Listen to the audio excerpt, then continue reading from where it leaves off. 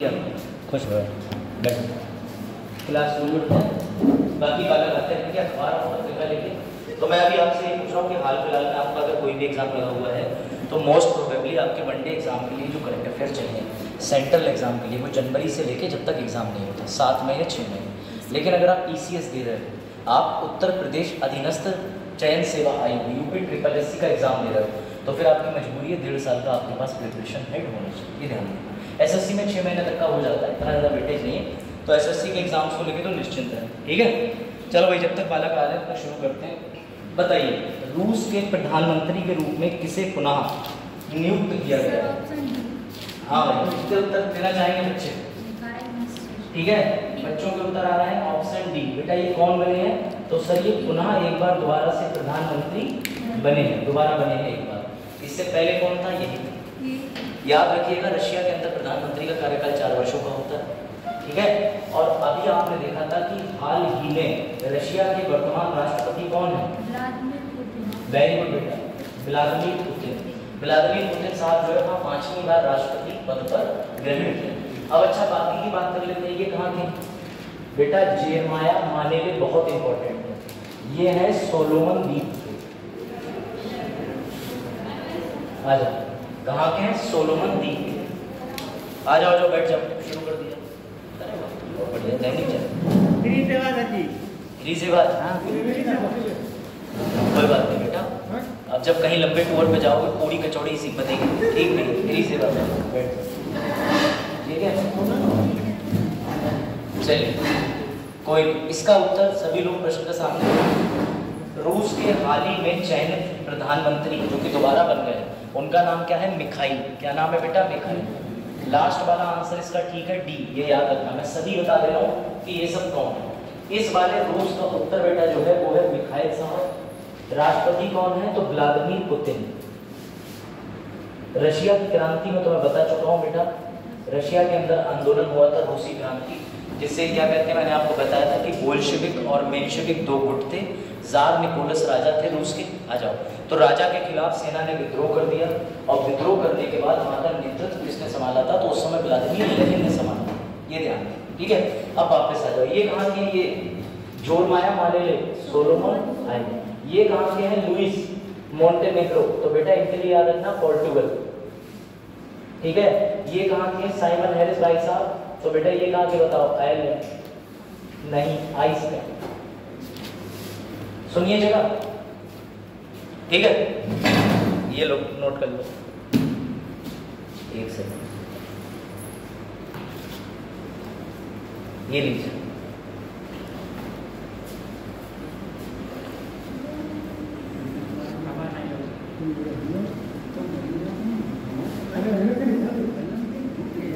लिखो चारों जगह, लिख लो, लिखते चलना। ठीक है बेटा, जोरमाया मानेले इंडिया का सोलोमन आइलैंड पे जब ये चुने गए ना प्रधानमंत्री जेरमाया मानेले, तो बेटा इंडिया को बड़ा दुख हुआ। इंडिया को इसलिए दुख हुआ क्योंकि ये जो है वो चीन को सपोर्ट करता है, याद रखिएगा। आ जाओ, ठीक है, जब चारों नोट कर ले तो बताइएगा, फिर आगे बढ़ेंगे।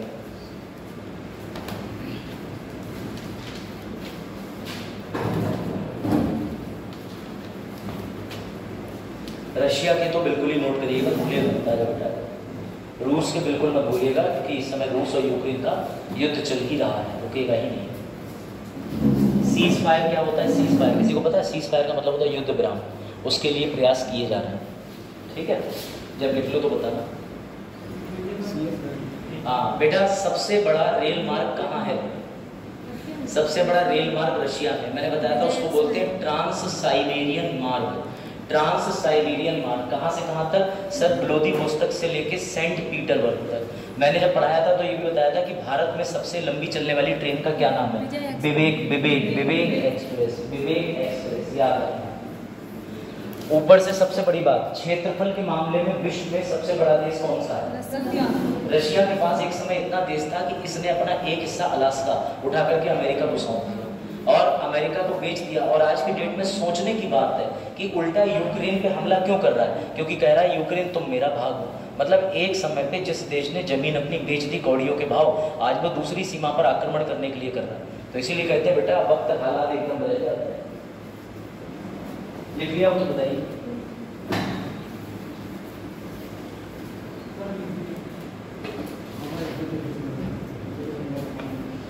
ये भी जानकारी नोट करिए बेटा। मिखाइल को दोबारा बनाया गया है। जिनको रूस के बारे में नहीं पता वो ये नोट कर लें कि रूस कौन से कॉन्टिनेंट, ठीक है, कौन से महाद्वीप का भाग है। तो बेटा ये एशिया में भी पाया जाता है और थोड़ा सा यूरोप में भी पड़ता है, क्योंकि बहुत बड़ा क्षेत्रफल है। तो रशिया जो है उसके क्षेत्रफल की बात करें तो यूरोप और एशिया में स्थित एक देश है। बेटा राजधानी क्या है, ये छोटे सवाल है परंतु काम क्या है। राजधानी मॉस्को। और बेटा मुद्रा रूसी रूबल, क्योंकि हो सकता है आप सोचे डॉलर चलता हो, नहीं चलता, वो अमेरिका का है। आप सोचे यूरो चलता हो, यूरोप का है। पाउंड चलता हो, पाउंड भी यहाँ का नहीं है। तो उसको याद रखना, यहाँ क्या चलता है, रूसी रूबल। ये छोटी चीजें हैं लेकिन इसको याद रखिएगा। करंट में मजबूरी है, चाहे भले पेन डॉट बनाए कॉपी में, लेकिन पेन जरूर चलाएं, क्योंकि बिना पेन चलाए करंट याद नहीं होगा। जैसे गणित और रीजनिंग भी नहीं हो पाता बिना पेन चलाए। ठीक है, चलिए आगे बढ़ते हैं। अब अजय इसका उत्तर दीजिए, ये बड़ा मजेदार प्रश्न। अभी आपने नौसेना की 3 भर्ती देखी है। बेटा मैं बार बार रिपीट कर रहा हूँ, समझना। नौसेना की हमने 3 भर्ती देखी है। कैसे? एक तो 26 में नौसेना प्रमुख बने थे दिनेश कुमार त्रिपाठी, याद आ रहा है? वो चीफ बने थे। उनकी जगह पे डेप्यूटी 22, उनसे नीचे कौन बने थे? तो बेटा क्या नाम था उनका, याद आया? के स्वामीनाथन। और अब कौन बने हैं, क्या बने हैं, सब लिख के लाए। तीसरी बेटा याद रखना, नौसेना के अंदर एक तीसरा पद और है, इसे कहते हैं चीफ ऑफ पर्सनल। ये कौन बने हैं? संजय भल्ला। कौन बने हैं? संजय भल्ला। बेटा इस पद का नाम है चीफ ऑफ पर्सनल। लिख लेना। कैसे लिखना है, देखो ऐसे लिखिएगा।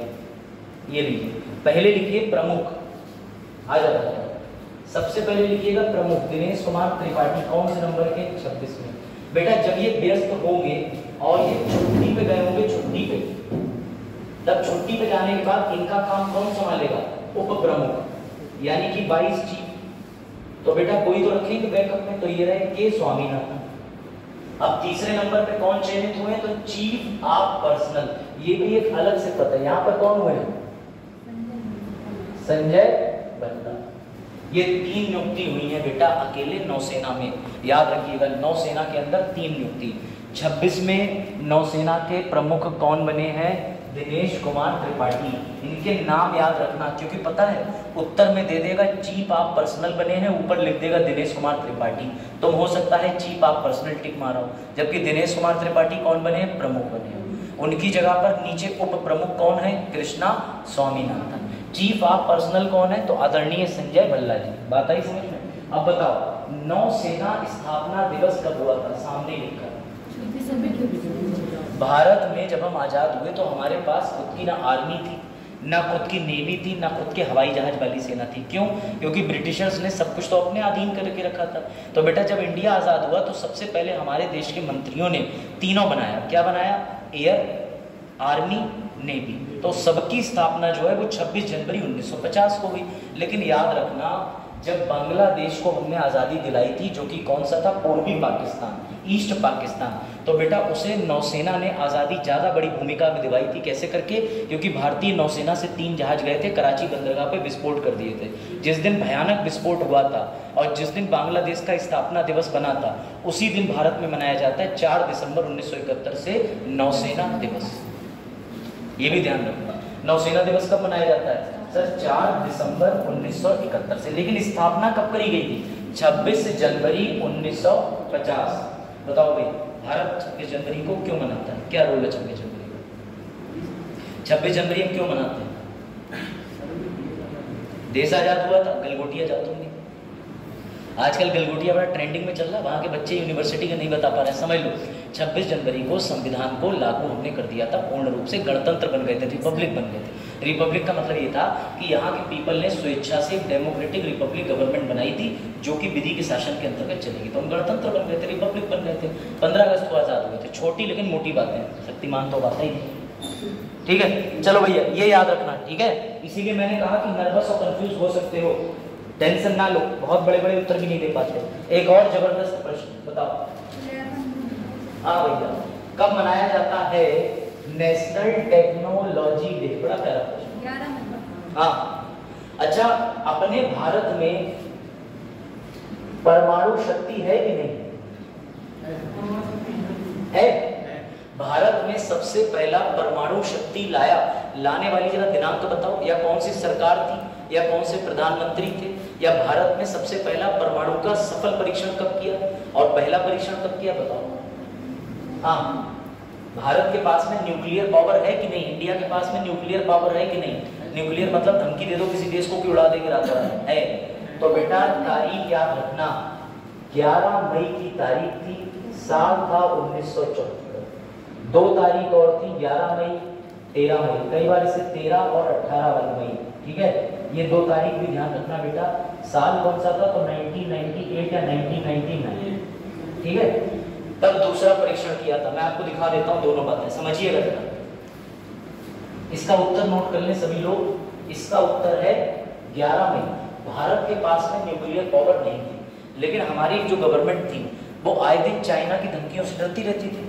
तो चाइना की धमकी या कोई भी देश हम पे हमला ना कर दे, इस वजह से भारत को क्या होना चाहिए बेटा? शक्ति होना चाहिए, आर्मी में भी, नेवी में भी, वायु में भी। तो भारत के आर्मी ने तो संकल्प लिया, लेकिन उस समय 1974 में थी कांग्रेस की सरकार। कांग्रेस की सरकार ने कहा कि हम परीक्षण करेंगे, पर याद रखिएगा इंडिया को उसके लिए चाहिए था यूरेनियम, क्योंकि जब आप न्यूक्लियर रिएक्शन कराओगे उसमें यूरेनियम बतौर ईंधन के रूप में काम करता है। अब भारतीयों को तो कोई यूरेनियम दे ही नहीं सकता था, क्योंकि उन्हें पता ही नहीं था कि क्यों दे, किस वजह से दे।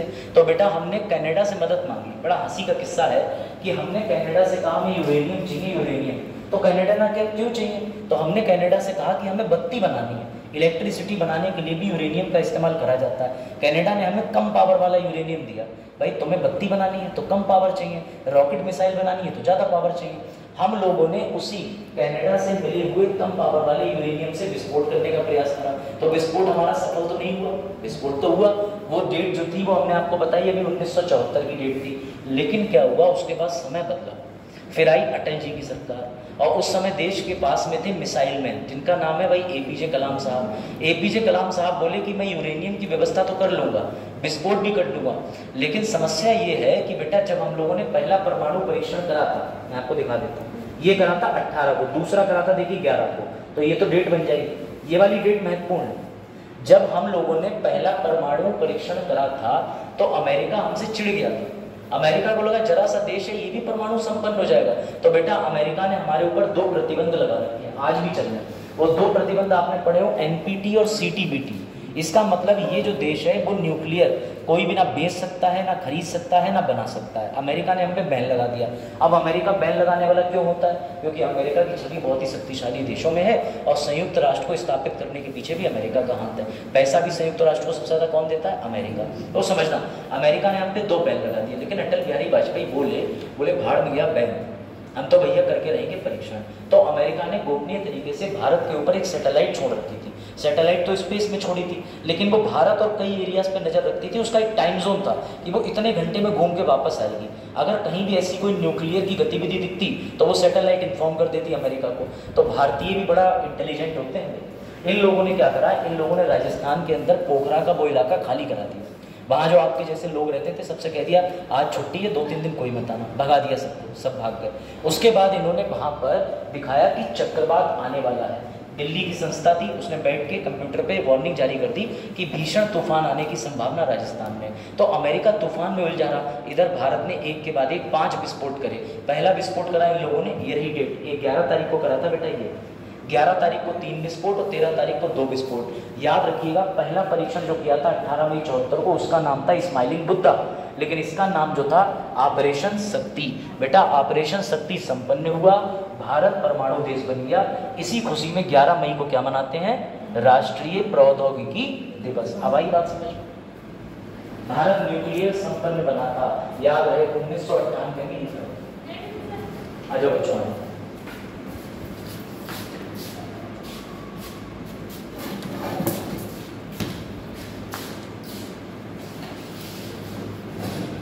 ये चीज लिखी, ये चीज आई समझ में? चलो, तो किस दिन मनाया जाता है बेटा? याद रखना 11 मई को राष्ट्रीय प्रौद्योगिकी दिवस मनाया जाता है, नेशनल साइंस डे। एक चीज और याद रखिएगा, हर दिवस की थीम होती है, इसकी भी थीम है। तो बेटा इसकी क्या थीम है? जरा इसकी थीम याद रखिएगा, स्कूलों से स्टार्टअप तक, क्या थीम है, स्कूलों से स्टार्टअप तक। इसके अंदर क्या करा इन लोगों ने, इस बार अच्छा काम करा कि जितने बच्चे हैं उनके स्कूलों में जाके उन्हें प्रैक्टिकल चीज़ों का अनुभव करवाया कि देखो मिसाइल ऐसी होती है, जो तुम देखोगे वही तो तुम बनोगे। अब तुमने देखा घर के बाहर भैया लगा रहे हैं बड़ा मेहनत से बतासे का ठेला, 4 दिन बाद तुम्हारा भी लग गया, तो भैया जो देखोगे। अब तुमने देखा रॉकेट बनाने के लिए तुम चले गए IISc बेंगलुरु में एडमिशन ले लिया तो तुम साइंटिस्ट बन गए। तो सब आपके आसपास में जो देखोगे वैसे ही व्यक्ति बन जाता है। आई बस ये बात दिल्ली पे लागू नहीं है, वहाँ मेट्रो में महिलाएं किसी भी तरीके से दिख सकती हैं। ठीक है, याद रखना। चलो भाई अगला प्रश्न तुम्हारे लिए बड़ा इंटरेस्टिंग अगला प्रश्न बताओ। ये चैड नाम का एक देश है, चैड नाम का एक देश है। तो देखो सबसे पहले याद रखना, अभी आप लोगों ने वर्ल्ड ज्योग्राफी नहीं पढ़ी होगी, लेकिन बेटा अपनी मैपिंग की क्लासेस कर लेना, मैपिंग कर लेना। याद रखिएगा ये चार्ट किस महाद्वीप पे पाया जाता है, अफ्रीका पर। अफ्रीका पर कितने देश हैं, अफ्रीका जो कॉन्टिनेंट है उसमें कितने देश हैं, 54। अफ्रीका आइलैंड कैसा होता है सर, अफ्रीका द्वीप, तो बेटा 7 महाद्वीप है, ये देख लो जरा, ये होता है अफ्रीका महाद्वीप पर एक स्थान है, एक देश है, उसका नाम क्या है, चैड। अब इसे यहाँ चार्ट लिखा हुआ है, ठीक समझिएगा। यहाँ पर चुनाव हुए, यहाँ के राष्ट्रपति कौन बने हैं, तो भैया ये बने हैं, इनका नाम है इदरिस डेबी इटनो। कहाँ बने हैं, चैड देश के क्या बने हैं राष्ट्रपति। ये कहाँ पाया जाता है, अफ्रीकन कॉन्टिनेंट पे एक देश, ठीक है, याद रखिएगा अफ्रीका। अब इनको थोड़ा देख के भी पहचान सकते हो और कहीं गलत भी नहीं है। देखो राष्ट्रपति से कोई मजाक नहीं, हमारे देश से ठीक है। तो बेटा इनका नाम है इदरीस डेबी इटनो, याद रखना, ठीक है। कहाँ के बने हैं, चैड के। चैड बेटा कहाँ है, तो ये याद रख लो, ये देखो चैड गणराज्य कहाँ है, अफ्रीका में एक देश है। राजधानी क्या है, एन जमेना। क्या राजधानी है चैड की, एन जमेना। बेटा मुद्रा, तो CFA फ्रैंक, ये इन्होंने हाल ही में फ्रैंक, CFA फ्रैंक मुद्रा कई सारे अफ्रीकी देशों ने एक साथ उठा ली थी, ठीक है। और बेटा राष्ट्रपति कौन बने हैं, इदरिस डेबी इटनो, लिख लो। और प्रश्न एक और है, अभी हाल ही में एक देश ने अपनी मुद्रा बदली है, बताइएगा जरा ये किस देश की नई मुद्रा है। हाँ, वो देश कंगाल हो गया, आर्थिक संकट आ गया, वहां 1 लाख का नोट भी छापा गया, 1 लाख का। कौन सा देश है, जिम्बाब्वे। जिम्बाब्वे की अर्थव्यवस्था पूरी तरीके से खत्म हो गई। तो बेटा उन्होंने ये नई मुद्रा शुरू करी जो कि पता है किस पे निर्भर होगी, गोल्ड पे, अपनी अर्थव्यवस्था को सुधारने के, ठीक है, ये ध्यान रखना। ऐसे कई देश हैं जो अपनी मुद्राओं को बदल लेते हैं। हाल ही में कौन है, जिम्बाब्वे, उसने नई मुद्रा क्या शुरू करी, ZIG, यानी जिम्बाब्वे की मुद्रा बेस्ड ऑन गोल्ड। और इनकी मुद्रा क्या है बेटा, तो CFA फ्रैंक है, किसकी, चैड रिपब्लिक की। चैड कहाँ पाया जाता है, अफ्रीका। अफ्रीका महाद्वीप पे कितने देश हैं, 54। कितने देश हैं, सबसे ज्यादा देशों वाला महाद्वीप कौन सा है, अफ्रीका। यूरोप के पास कितने हैं, 48, एशिया के पास 49, ऐसे करके देशों की संख्या बनती है 195। अभी 3-4 देश को दर्जा नहीं प्राप्त है। वेटिकन सिटी, पूरे विश्व में सबसे कम आबादी कहाँ रहती है, वेटिकन सिटी, मुश्किल से वहाँ 4000 लोग हैं, अब तो 4000 भी नहीं रह गए। सबसे ज्यादा आबादी कहाँ पाई जाती है, अब भारत, चाइना पीछे रह गया।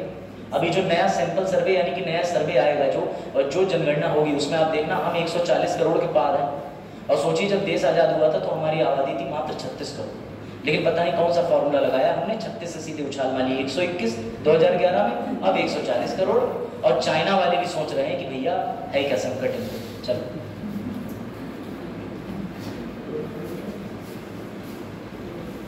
ठीक है, ये ध्यान रखना। आगे बढ़े, एक प्रश्न में तुम्हें कई मसाला मिलेगा तो तुम निश्चिंत रहो, ठीक है बेटा। ये भी नोट करो फटाफट से, इसकी ट्रिक है, ट्रिक बता दूंगा। हाल ही में आइसलैंड के प्रधानमंत्री कौन है, अभी पीछे वाले क्वेश्चन में बताया था, बजरनी बेनेडिक्टसन। और बेटा स्लोवाकिया के कौन है, पीटर। तो ऐसे लिखोगे स्लो चलता है पीटर, ऐसे याद रखना, स्लो चलता है पीटर। आइस खाता है बजरंगी या बजरनी, ठीक है। उसके बाद सींग निकला है लॉरेंस के, मिस्र को फतेह करेंगे आयरलैंड के साइमन हैरिस। ऐसे ही याद रहते हैं और कोई तरीका नहीं है। अब की बात 400 पार मोदी जी, मतलब ऐसे तुम याद रख सकते हो जैसे,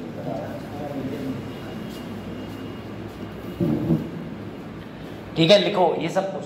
मैं ये प्रश्न आपको पीसीएस में इतना डीप नहीं पढ़ाता, लेकिन वनडे एग्जाम और एसएससी में उन्हें शौक है स्लोवाकिया के राष्ट्रपति जानने का। जैसे एसएससी का बच्चा पहले दिन जाकर के डेपुटेशन पे राष्ट्रपति के नीचे काम करेगा, आइसलैंड है। अरे ऐसे सवाल पूछो, एक्साइज इंस्पेक्टर के लिए कितना पे ग्रेड है, ठीक है, जो भ्रष्टाचार पकड़े जा रहे हैं कैसे पकड़े जाते हैं, सब पूछो। लिख लीजिए 5 जगह किसके सीन निकला है, लॉरेंस के। मिस्त्री ने क्या फतेह कर लिया, तो भैया हल CC. Ireland Simon Harris, ice बर्फ में बजरंगी, ठीक है, यहाँ पे ईश्वर के नाम से कोरिलेट ना करें, बजरंगी ही लिखें। स्लो कौन चलता है, पीटर।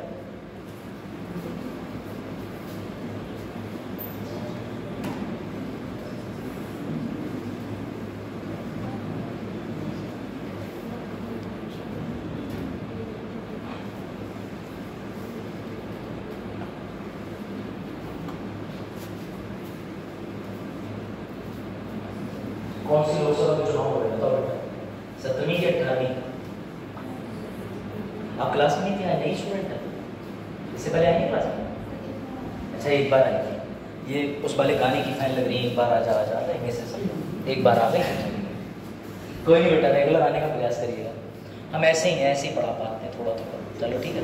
हाँ, अभी आप और क्लासें नहीं ली, ये सब भुक्तभोगी हैं, पॉलिटी में है और भी बाकी विषयों में, इसीलिए ये आ जाते हैं बार बार में उठा, है ना। लिखो, लिखना बहुत जरूरी है, नहीं है यार, चाहो तो उससे लिखना खत्म हो जाएगा, ठीक। हाँ भाई, लिखा। आइसलैंड बजरनी, स्लो कौन चलता है, तो भैया पीटर। सीन किसके निकला है, लॉरेंस के। मिस्त्रियों ने फतेह कर लिया सीसी को, आयरलैंड साइमन हैरिस। ऐसे ही याद होंगे, और कोई तरीका नहीं है। जब इधर वाले लड़के लिख लें तो बताइए, फिर आगे बढ़े, चले। ठीक है भाई, देखो लो, ये रहा तुम्हारे लिए अच्छा प्रश्न 22वीं। अब तुम्हें सबसे कठिन चीज तो ये है, देखिए कितने बच्चों को ज्ञान है कि बेटा ये जो गेम लिखा है स्क्वैश, ये कौन सा गेम है, कैसे खेले जाता है, ये बता दो, मैं मान जाऊंगा तुम्हें नॉलेज है। हाँ, कैसे कैसे कैसे बताओ। नहीं ऐसे क्या, मतलब ये जो स्क्वैश है ये कैसे खेला जाता है, कहाँ खेला जाता है, क्योंकि मुझे फोटो लेके आया हूँ, मैं दिखा दूँ तुम्हें कि स्क्वैश गेम होता कैसे बेटा। अच्छा, ये आंतरिक यानी इंडोर गेम है या आउटडोर गेम है, मतलब बाहर खेला जाता है कि घर में? हाँ यस, ठीक बता रहे, आप भी ठीक बता रहे हो, इंडोर गेम। दुनिया का सबसे बोरिंग गेम। जब तुम्हारा कोई छोटा भाई बहन ना हो, घर में हो, तुम अकेले पड़ जाओ, या माँ बाप ने अकेला ही तुम्हें पैदा करा, तो तुम दीवार पे एक बार गेंद मारोगे और गेंद वापस आएगी, पकड़ोगे?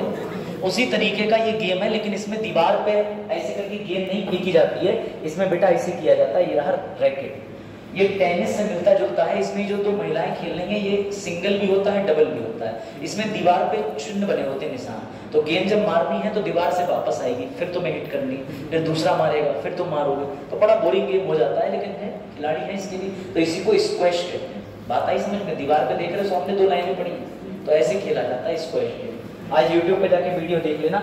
लेकिन बेटा इंडिया में ऐसे ऐसे गेम है जो हम लोगों को पता ही नहीं, तो इसलिए बता रहा हूँ, आजकल एक बार गेमों की सूची देख लेना, ठीक है बेटा। जो स्क्वैश खेल है, इसमें पुरुष तथा महिला का कप्तान किसे नियुक्त करा है, तो बेटा पुरुषों में ये रहे नंबर 1 बेलावन, महिलाओं में है रतिका, तो इन दोनों को नियुक्त करा गया है। बेटा भारतीय पुरुष तथा महिला टीम के कप्तान, जैसे इंडिया की टीम आईसीसी की है, रोहित शर्मा बन गए। इंडिया की में कौन, मैंने आपको बताया था कौन है इंडिया टीम की कैप्टन, कौन है वीमेंस की?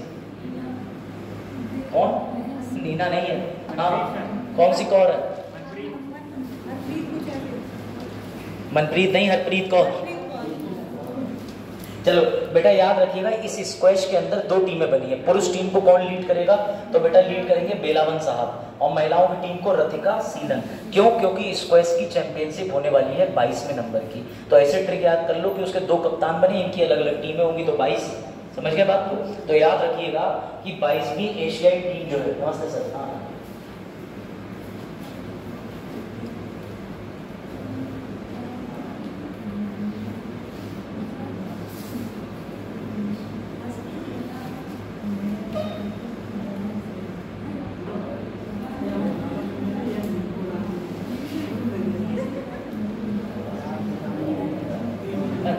चलो हाँ बच्चों जारी रखो, ठीक है सर, क्लास के बाद मिलते हैं। तो बेटा याद रखिए बेलावन सेंथल कुमार, और दूसरे कौन है, रतिका सीलन। ये देखो, ये रहा गेम, ये लिख लो बेटा। ये आयोजन कब होगा, तो ये चीन में होगा, चीन में। अब अगला प्रश्न फिर से बनाते हो, हाल ही में चीन ने हाल ही में चीन ने कौन से 2 कप जीते हैं इंडोनेशिया को हरा के, बताओ। बड़ा चुका हूं। Thomas cup, Uber cup. Thomas cup पुरुषों की सूची में, उबेर कप महिलाओं की सूची में। याद आ रहा है कुछ? कौन सा टूर्नामेंट था? बैडमिंटन। बेटा याद रखिएगा, चीन में आयोजन होने वाला है 12 से 16 जून 2024 में 22वीं स्क्वैश प्रतियोगिता का। कौन कराता है? इसकी टीम है SRFI। लिख लीजिएगा, लिखते चलिएगा। स्क्वैश, आज स्क्वैश समझ गए?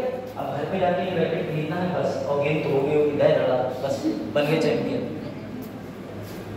याद रखना, कई ऐसे गेम तो मैं दिखाऊंगा, कई ऐसे गेम है। वुशु पता है? वुशु नहीं पता होगा, वुशु क्या है? नहीं पता?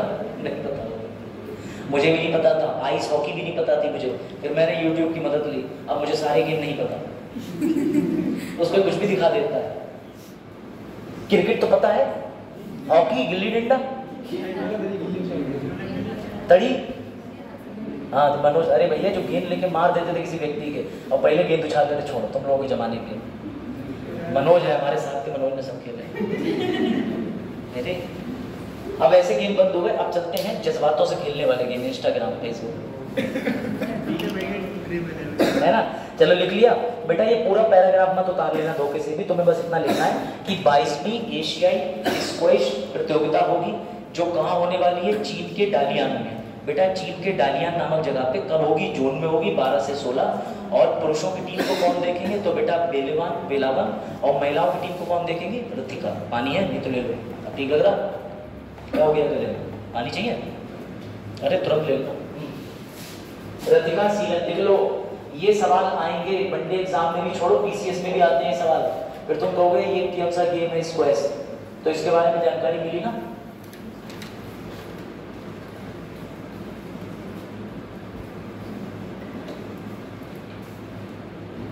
अब सबसे कठिन सवाल पूछता हूँ, देखता हूँ कौन बताएगा। भारत का राष्ट्रीय खेल कौन सा? क्या लगता है दिव्या?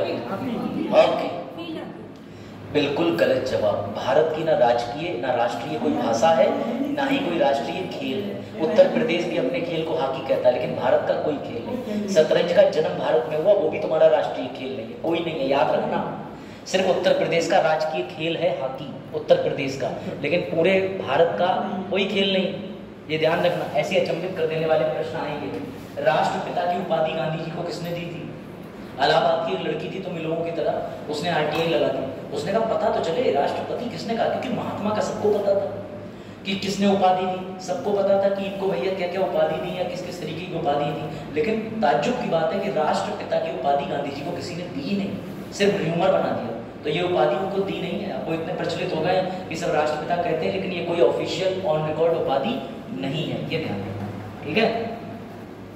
चलो भैया लो, स्क्वैश संस्था के बारे में लिख लो। इसका हेड ऑफिस कहाँ है? चेन्नई, तमिलनाडु। और सुनो, भारत में शतरंज करवाने वाला जो संस्थान है उसका हेड ऑफिस भी तमिलनाडु है, इसीलिए सब निकलते हैं, आप देखोगे उधर ही के, है ना। और बेटा अध्यक्ष कौन है? देवेंद्र नाथ सारंगी। वैसे ही जरूरी नहीं होता, लेकिन जून में आयोजन हो रहा है, तो बेटा SSC जरूर पूछ लेगा इसको। SSC का कोई भी पेपर जुलाई अगस्त में आ जाए। अरे बुशरा आ जाओ, मोस्ट वेलकम आपका। कैसे आप तक खबर पहुंची? अच्छा ग्रुप पे हो लास्ट टाइम? अच्छा हाँ, एक लास्ट शायद आप ही जो 79856 का आप ही का नंबर लास्ट है। तुम लोग इधर देखो, इधर दूसरा क्लास लेने आई है, तुम लोग उधर देखो, इधर छपा। तो बेटा देवेंद्र नाथ सारंगी कौन है? अध्यक्ष है, ठीक है। बैठ जाइए, सेटल हो जाइए, अगले प्रश्न की ओर चलते हैं। तब तक इनसे एक और महत्वपूर्ण प्रश्न बताओ भैया, इस समय भारत की टीम जो है महिलाओं की, वो कहाँ जाएगी अंतर्राष्ट्रीय मैच खेलने? कौन से देश में जाएगी? महिलाओं की टीम चीन जाएगी। और जो बांग्लादेश की यहाँ पर शेख हसीना खड़ी थी फोटो लगा के, वो तो खुद चीन से आई है। क्यों बांग्लादेश जाएगी? बताया था, बांग्लादेश। चलो भैया लो, इस बार कुछ ऐसे इंपॉर्टेंट है, समझ लीजिएगा, इसको मत नोट कीजिए। इसको नोट करने के लिए मैं स्लाइड डाल दूंगा, वरना आपका काफी छूट जाएगा, सिर्फ नोट करोगे। ये आया प्रश्न, तो state bank of India Bharat की सबसे जुझारू, कर्मठी, अपना दोपहर का खाना त्याग देने वाली सबसे मेहनती बैंक, जिसमें प्रत्येक भारतीय का एक लक्ष्य होता है, एक आकांक्षा होती है कि खाता खुलवाना चाहिए, ऐसी बैंक को सत सत नमन। उसका नाम है SBI। नहीं समझे बेटा, SBI ही एकमात्र ऐसी बैंक है जो सबसे ज्यादा टहलाती है। इस पे आरोप लग चुके हैं। अभी स्टेट बैंक ऑफ इंडिया की बहुत डांट लगी, तो क्यों लगी? तो बेटा स्टेट बैंक ऑफ इंडिया के पास में सरकारों के पास जितना डोनेशन जाता है उसका पूरा रिकॉर्ड था। आपने सुना होगा इलेक्टोरल बॉन्ड चले थे। सर क्या होते हैं? तो होते ये हैं कि मान के चलो, क्या नाम है इनका? विजेंद्र की पार्टी है, ठीक है, शिक्षा भ्रष्ट पार्टी। सिर्फ क्लास में पढ़ूंगा, उसके बाद कभी घर में रिवीजन नहीं करूंगा। तो विजेंद्र की पार्टी है शिक्षा भ्रष्ट पार्टी, SBP। बेटा इनकी पार्टी पहले चंदा लेती थी तो ब्लैक और व्हाइट लेती थी। मैं हूं भैया मान के चलो अडनानी, समझ गए? तो मैं अडनानी ग्रुप से हूं। मैंने कहा मुझे काला पैसा जो है वो सफेद करना है, तो मैंने इनकी पार्टी को चंदा दे दिया, काला पैसा भी निकल गया। और इनसे कह दिया सुनिए, जब भी आप भारत में सौर ऊर्जा के संकल्प में कोई योजना लाएंगे तो उसका ठेका किसे देंगे? मुझे ही देंगे। ये भी तैयार हो गए। बात समझ रहे हो? तो इसे रोकने के लिए अरुण जेटली भाई साहब आगे आए थे। उन्होंने ये कहा था कि अब कोई भी पॉलिटिकल पार्टी चंदा डायरेक्टली नहीं देगी कैश में। कितना दे सकती है? 1000 रुपए तक का, जबकि नियम 2000 तक का, 2000 मान लो। लेकिन अगर किसी भी कैश को देना है तो बैंक जाओ, वहां से अपनी जानकारी बैंक को दो, जो कि निजी पार्टी तक नहीं पहुंचेगी, पॉलिटिकल पार्टी तक, और पॉलिटिकल पार्टी को क्या पहुंच जाएगा? चंदा। तो बेटा इन्हें पता भी नहीं चल पा रहा था कि किसने चंदा दिया। लेकिन जब खुलासा हुआ, सुप्रीम कोर्ट में PIL पड़ी और उसमें जो खुलासा हुआ वो चौंकाने वाला था। उसमें साफ साफ लिखा था जिस कंपनी पे ED के छापे पड़े सबसे ज्यादा दान उन्हीं ने दिया। मान लो 4 दिन पहले ED के छापा पड़ा, उसके बाद पता चला हैदराबाद बेस्ड गेमिंग कंपनी जो है वो इतना करोड़ों रुपया दे रही है। और सुनो, दिल्ली के अंदर एक ही पता, उस जगह पर 3 ऑफिस का निर्माण करके, और वो उनका घाटा हो रहा है हर वर्ष 100 करोड़, चंदा दे रहे हैं 200 करोड़। तो ये कैसे संभव है? तो बेटा SBI बैंक के पास ही सारा रिकॉर्ड था। सुप्रीम कोर्ट ने बहुत डांट लगाई। ये क्या कह रहे थे? हमारे पास डेटा है लेकिन हम दे नहीं सकते, मिलान करने के लिए समय चाहिए। जब सुप्रीम कोर्ट ने फटकार लगाई कि हमको भी तुम कस्टमर समझ रहे हो, तुम लंच का ब्रेक लेकर के कस्टमर को टहला सकते हो, हम सुप्रीम कोर्ट है। तो बेटा 4 दिन के अंदर अंदर इन्होंने सारा इलेक्टोरल बॉन्ड का डेटा उड़ेल दिया। अभी भी इलेक्टोरल बॉन्ड का स्कैम अगर आगे चल के खुला तो बहुत बड़ा खुलासा होगा उसमें।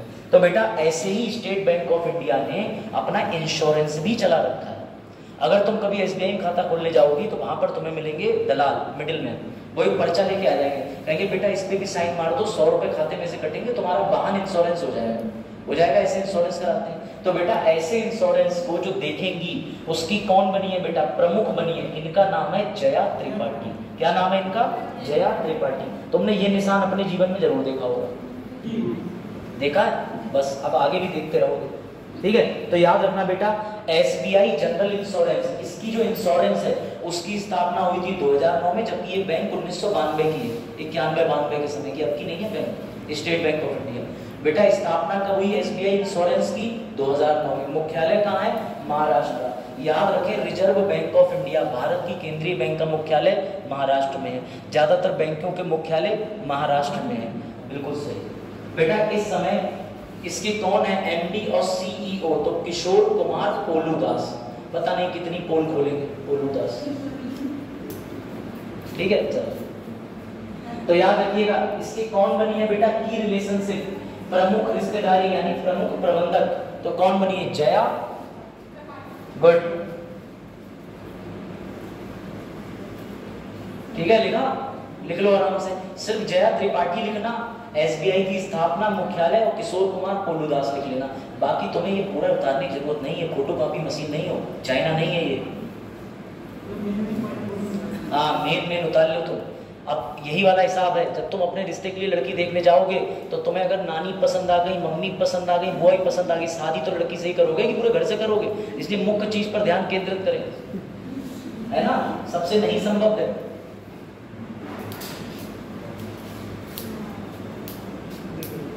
चलो भाई, जब लिख लिया हो तो बताइएगा, आगे बढ़ेंगे। हो गया डन? चलो लो भैया, अगला प्रश्न तुम्हारी कंप्यूटर स्क्रीन पे। याद रखिएगा, ये जिस देश के हैं उस देश की टीम को ब्लैक कैप्स भी कहा जाता है। उस देश की टीम को ब्लैक कैप भी कहते हैं क्योंकि काले रंग की ड्रेस है। क्या लगता है बेटा, कालिन मुनरो नाम के खिलाड़ी जो हैं, इन्होंने भैया करीब करीब 123 से 126 मैच खेले और उसके बाद में इन्होंने अंतर्राष्ट्रीय क्रिकेट से अपना रिटायरमेंट तय कर लिया। किस देश के हैं? तो बेटा न्यूजीलैंड। अगर हल्के से उनकी टी शर्ट, हाँ उनकी टी शर्ट देखो तो तुम्हें न्यूजीलैंड दिख जाए, मोतियाबिंद रोगी हो, ठीक है। ये लो बेटा, इन्होंने 123 मैच खेले थे। न्यूजीलैंड कहाँ पर स्थापित है? तो ऑस्ट्रेलिया से थोड़ी दूरी पे जाओगे दक्षिण की ओर तो तुम्हें न्यूजीलैंड मिल जाएगा, वो है, अरे देखो ये न्यूजीलैंड। बेटा ऑस्ट्रेलिया में हर साल प्रतिवर्ष ये हो जाता है बुश फायर। पता है क्या है? ऑस्ट्रेलिया के जंगलों में प्राकृतिक कारणों के चलते हर साल जंगल में कम से कम 1 महीने तक भीषण आग लग जाती है। ऐसा क्यों होता है? तो इसके लिए मैंने बताया था, कारण है फ्रिक्शन। दो पेड़ जब आपस में गिरते हैं बड़े बड़े, तो जब रगड़ लगती है तो बहुत ज़्यादा तेज धूप होती है, तो उसके कारण भैया आपको पता है कि दो चीज़ आपस में फ्रिक्शन होगा तो चिंगारी निकल जाएगी, पेड़ों में आग लग जाती है। ऊपर से पेड़ों के पास में होता है इस तरीके का तरल पदार्थ पेड़ के अंदर कि जब ये एक दूसरे से रगड़ते हैं तो वो मोम जैसे पदार्थ की वजह से जंगल से जंगल जलते चले जाते हैं। ये ध्यान रखिए। तो ऐसी घटना कहाँ होती है? ऑस्ट्रेलिया में। सबसे ज्यादा जैव विविधता वाला देश ऑस्ट्रेलिया। ऑस्ट्रेलिया में पहाड़ भी है, ऑस्ट्रेलिया में रेगिस्तान भी है, ऑस्ट्रेलिया से कुछ दूरी पे सबसे बड़ी ग्रेट बैरियर रीफ भी है, जिसे कहते हैं सबसे ज्यादा बड़ी प्रवाल भत्ती द्वारा बनाया हुआ एक पूरी दीवार। ये ध्यान रखना। ऑस्ट्रेलिया के भारत से संबंध कैसे हैं? आजकल खराब चल रहे हैं। इसी ऑस्ट्रेलिया ने पिछले हफ्ते भारत के ऊपर आरोप लगाया था कि तुम अपने यहाँ से इंटेलिजेंस ब्यूरो की टीम भेज के हमारे व्यापार पे निगरानी रख रहे हो। पता नहीं इसका आरोप सही था या गलत था, लेकिन मैं सहमत हूँ, रखेंगे भैया। तुम्हारा इंटेलिजेंस फेल है, हमारा तो तगड़ा है। याद रखिएगा, ऑस्ट्रेलिया ऑस्ट्रेलिया ऑस्ट्रेलिया में एक ऐसी प्रजाति है जो विलुप्त हो गई, उसे कहते थे कंगारू रेड, जिसके नाम पे एक वर्ल्ड रिकॉर्ड है कि वो आजीवन बिना पानी पिए जिंदा रह सकता है। आज अपने मोबाइल में कंगारू रेड देखना, छोटा सा चूहा है लेकिन उसके पैर कंगारू की तरह है, तुम्हें लगेगा कंगारू को छोटा कर दिया। देखना बड़े ध्यान से ऑस्ट्रेलिया के बारे में। हाँ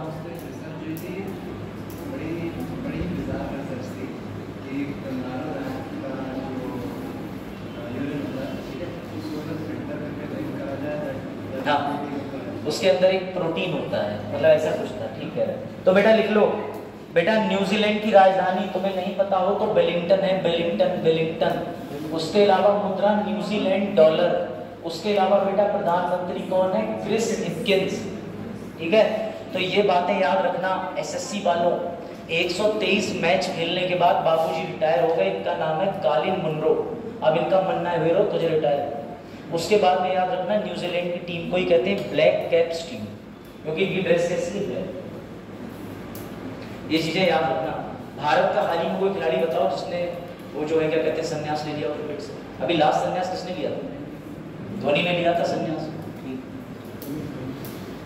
भारतीय महिला क्रिकेट टीम का कोच कौन है? पढ़ा चुका हूं, जो पढ़ाया वही पूछूंगा। हाँ, रमेश पवार। याद रखना, हरमनप्रीत कौर के बाद में सबसे नीचे कोच का ही नाम लिखा था। हाँ बेटा, मॉर्टिन कम जलाओ तुम लोग, सब पढ़ाई करा करो। चलो लो, ये आया सबसे अच्छा क्वेश्चन। हाँ भाई, जिन्हें ये नहीं पता हाथ पाओ किसने उत्तर दिया। वो ब्राजील पे जो टिक है वो गलत टिक है, वो मतलब बोल्ड है। हाँ, कहीं हर बात का उत्तर ब्राजील पहुंच जाए। बताओ ये प्रश्न जो है वो पर्यावरण का है, और पर्यावरण में तुम्हें क्लासिकल चीज बताता हूँ तो मजा आ जाएगा। बताता हूँ, इसका उत्तर है आइसलैंड। अब तुम कहोगे ये गैस क्या होती है? CO2। कोई बता सकता है कि CO2 का जो हमारी ये पृथ्वी है इस पे क्या रोल है? कोई बता सकता है? Global warming. अच्छा, ग्लोबल वार्मिंग जिसे कहते हैं वैश्विक ताप, क्या है बताओ? चलो प्रैक्टिकल समझा दो। क्या हुआ बेटा, भूख लग रही है? कैसे कर, मुझे अपना बचपन याद आ रहा है। ठीक, बिल्कुल सही। ये है तुम्हारी पृथ्वी। सर इतनी छोटी नहीं, कोई बात नहीं बेटा, ये है सूर्य, ठीक है। अब ये तुम्हारे विज्ञान का सवाल है लेकिन मैं बता दूं बेटा, सूर्य से पृथ्वी पर किरणें आने में लेती हैं 8.16 सेकंड। 8 मिनट 16 सेकंड लेती हैं। यानी सुबह सुबह अगर तुम देखोगे तो भैया सूर्य इतनी दूर होगा लेकिन किरणें 8 मिनट के अंदर पहुंच जाती हैं पृथ्वी पे। अब सुनिएगा, इसी को कहते हैं सूर्य की किरणें। ये जब पृथ्वी पे आती हैं तो ये ट्रेवल करती हैं शॉर्ट वेव में। हिंदी वालों चिंता मत करना, इसे प्यार से कहते हैं लघु तरंग, ठीक है।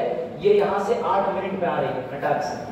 उसके बाद पूरे दिन ये पृथ्वी पे आई पृथ्वी पे आ गई। इसकी वजह से तुम्हें पृथ्वी गर्म महसूस होती है?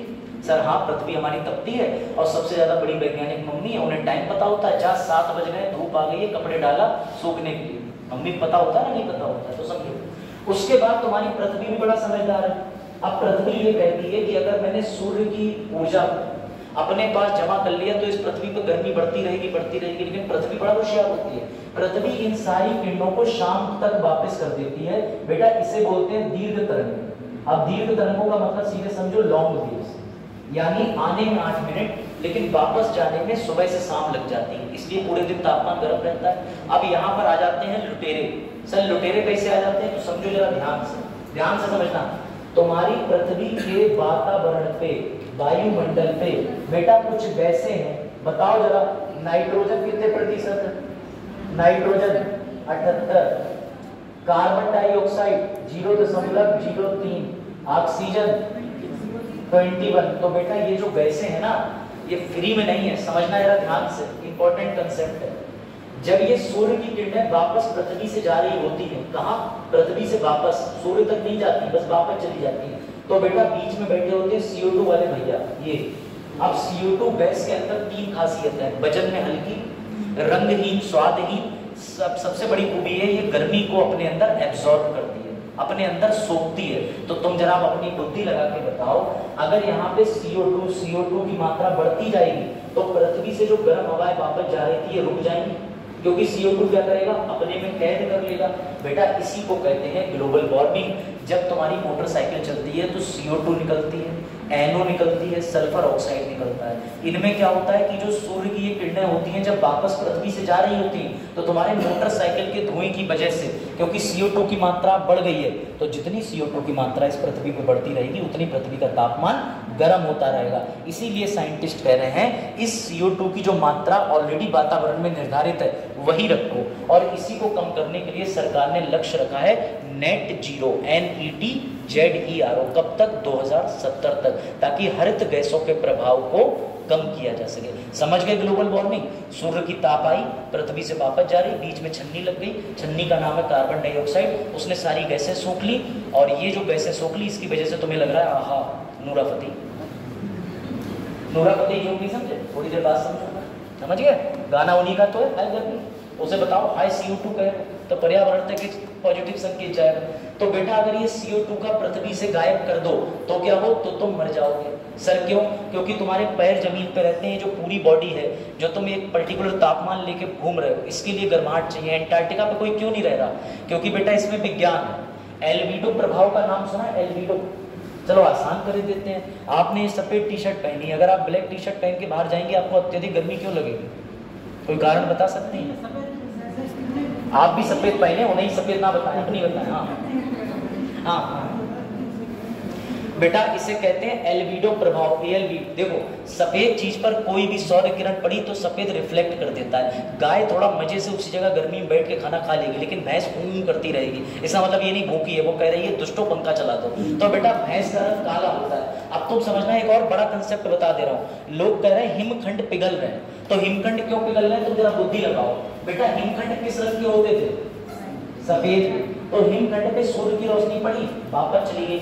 जब तुम्हारी मोटरसाइकिल से, फैक्ट्रियों से कार्बन निकलेगा तो ये कार्बन हवा में जाएगा, हवा में उड़ के ये जो हिमखंड है उसके ऊपर चिपक जाएगा, और फिर जब सूर्य की रोशनी पड़ेगी तब हिमखंड का कलर सफेद तो होगा नहीं, क्योंकि वो धीरे धीरे कार्बन के कारण काला हो जाएगा। तो वो जितनी गर्मी है अपने अंदर अवशेषित करेगा, इसी वजह से ग्लेशियर तेजी से पिघल रहे हैं। अब समझे बात, ये इफेक्ट है। तो इसलिए बुशरा की तरह, दिव्या की तरह, इनकी तरह और मेरी की तरह ऐसे हल्के रंग के कपड़े पहने बुजुर्ग दिखना जरूरी है। समझ गए बात को, क्योंकि बिकॉज लाइट कलर या वाइट कलर ये सूर्य की ऊर्जा को रिफ्लेक्ट कर देते हैं, लेकिन ब्लैक पहनोगे तो वो एब्जॉर्ब कर देगा। आप समझ गए, यही होता है ग्लोबल वार्मिंग, यही होता है हिमखंडों का पिघलना। हवाई बात समझ गए।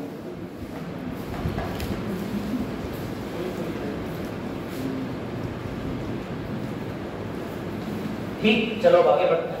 मैंने कहा ना इस क्लास में तुम्हें मल्टीपल चीज़ों का फायदा होगा, ये कंसेप्ट है। जब तुम एनवायरमेंट IAS के लिए पढ़ते हो तो बच्चों को यही समझाया जाता है कि IAS के लिए कि ग्लोबल वार्मिंग क्या होती है, तो हम लोग कंसेप्ट समझते हैं। अब तुम कितने भी लक्ष्य रख लो, हमें इतना पता है कि कार्बन क्यों कम करने, और एक और खतरनाक गैस है मीथेन।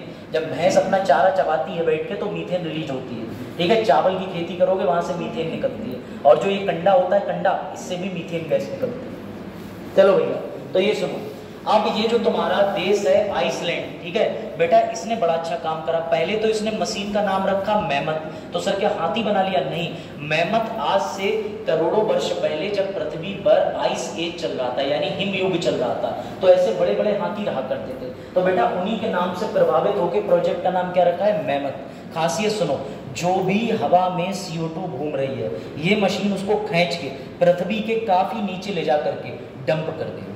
ये बड़ा कमाल की बात है। तो पृथ्वी से एक्स्ट्रा CO2 को कहाँ ले जाके नीचे डंप कर देगी। अब उसके क्या नुकसान होंगे, क्या भविष्य में होगा, ये देखने के लिए कौन सा वो जिंदा बैठे, देखा जाए तो समझिएगा। तो कितनी बेटा हवा से सोख करके कितनी CO2 ले जा रहे हैं? 36,000 टन। कहाँ ले जा रहे हैं? जमीन के अंदर दफन करने का लक्ष्य बनाया। समझ गए? याद रखना बेटा, ऐसे करने वाला कौन सा देश है? आइसलैंड। अब याद रहेगा CO2 क्यों हानिकारक है, समझ गए? और फिर ऐसे गाने मत देखा करो, सांस में सांस मिले सांस आए। भैया ऑक्सीजन ऑक्सीजन मत मिलाओ, CO2 O2 चलाओ। चलो भैया, आइसलैंड की राजधानी लिख लो। इसकी राजधानी का नाम ऐसा लगता है जैसे वैक्सीन की कंपनी,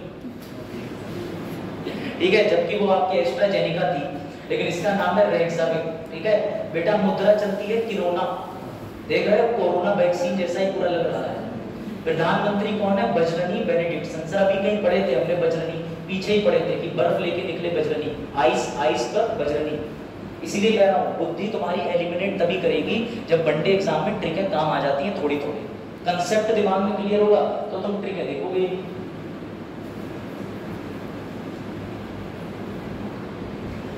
इस साल ऑलमोस्ट सारे सब्जेक्ट पढ़ाए हैं, IR, साइंस टेक, इसके अलावा बरेली में बहुत सारे सब्जेक्ट, तो सारा ज्ञान कूट कूट के निकलेगा बाहर ऐसे। तो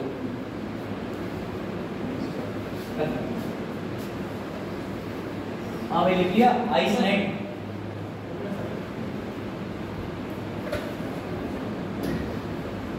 स्लाइड आज शेयर कर दूंगा, चिंता ना करना। चलो भैया, ये सबसे प्यारा प्रश्न है, सही है। अब जब से बीएड में 1 से 5 की भर्ती खत्म हुई है, हाँ 8 मई, ठीक 12 मई, अभी देखते हैं बेटा। जो लोग 8 कह रहे हैं और जो 12 कह रहे हैं, उससे पहले सुन लो कौन सी महिला की याद में नर्स दिवस मनाया जाता है, तो सुन लो। अब जब से बेटा बीएड परीक्षा ने 1 से 5 में की भर्ती खत्म कर दी, यानी बीएड वाले 1 से 5 में बैठ ही नहीं सकते, तब से लड़के भी कह रहे हैं अगले जन्म वो नर्स ही कीजिए, क्योंकि भैया नर्स की वैकेंसी तब भी सेफ है। आपको पता है कि आप JNM कर लो, ANM कर लो, तो आप नर्स बनोगे, 56-57 हजार तनख्वाह तब भी मिल जाएगी, लेकिन प्राथमिक शिक्षक की वैकेंसी नहीं आती। तो समझिएगा, एक महिला हुआ करती थी फ्लोरेंस नाइटिंगेल।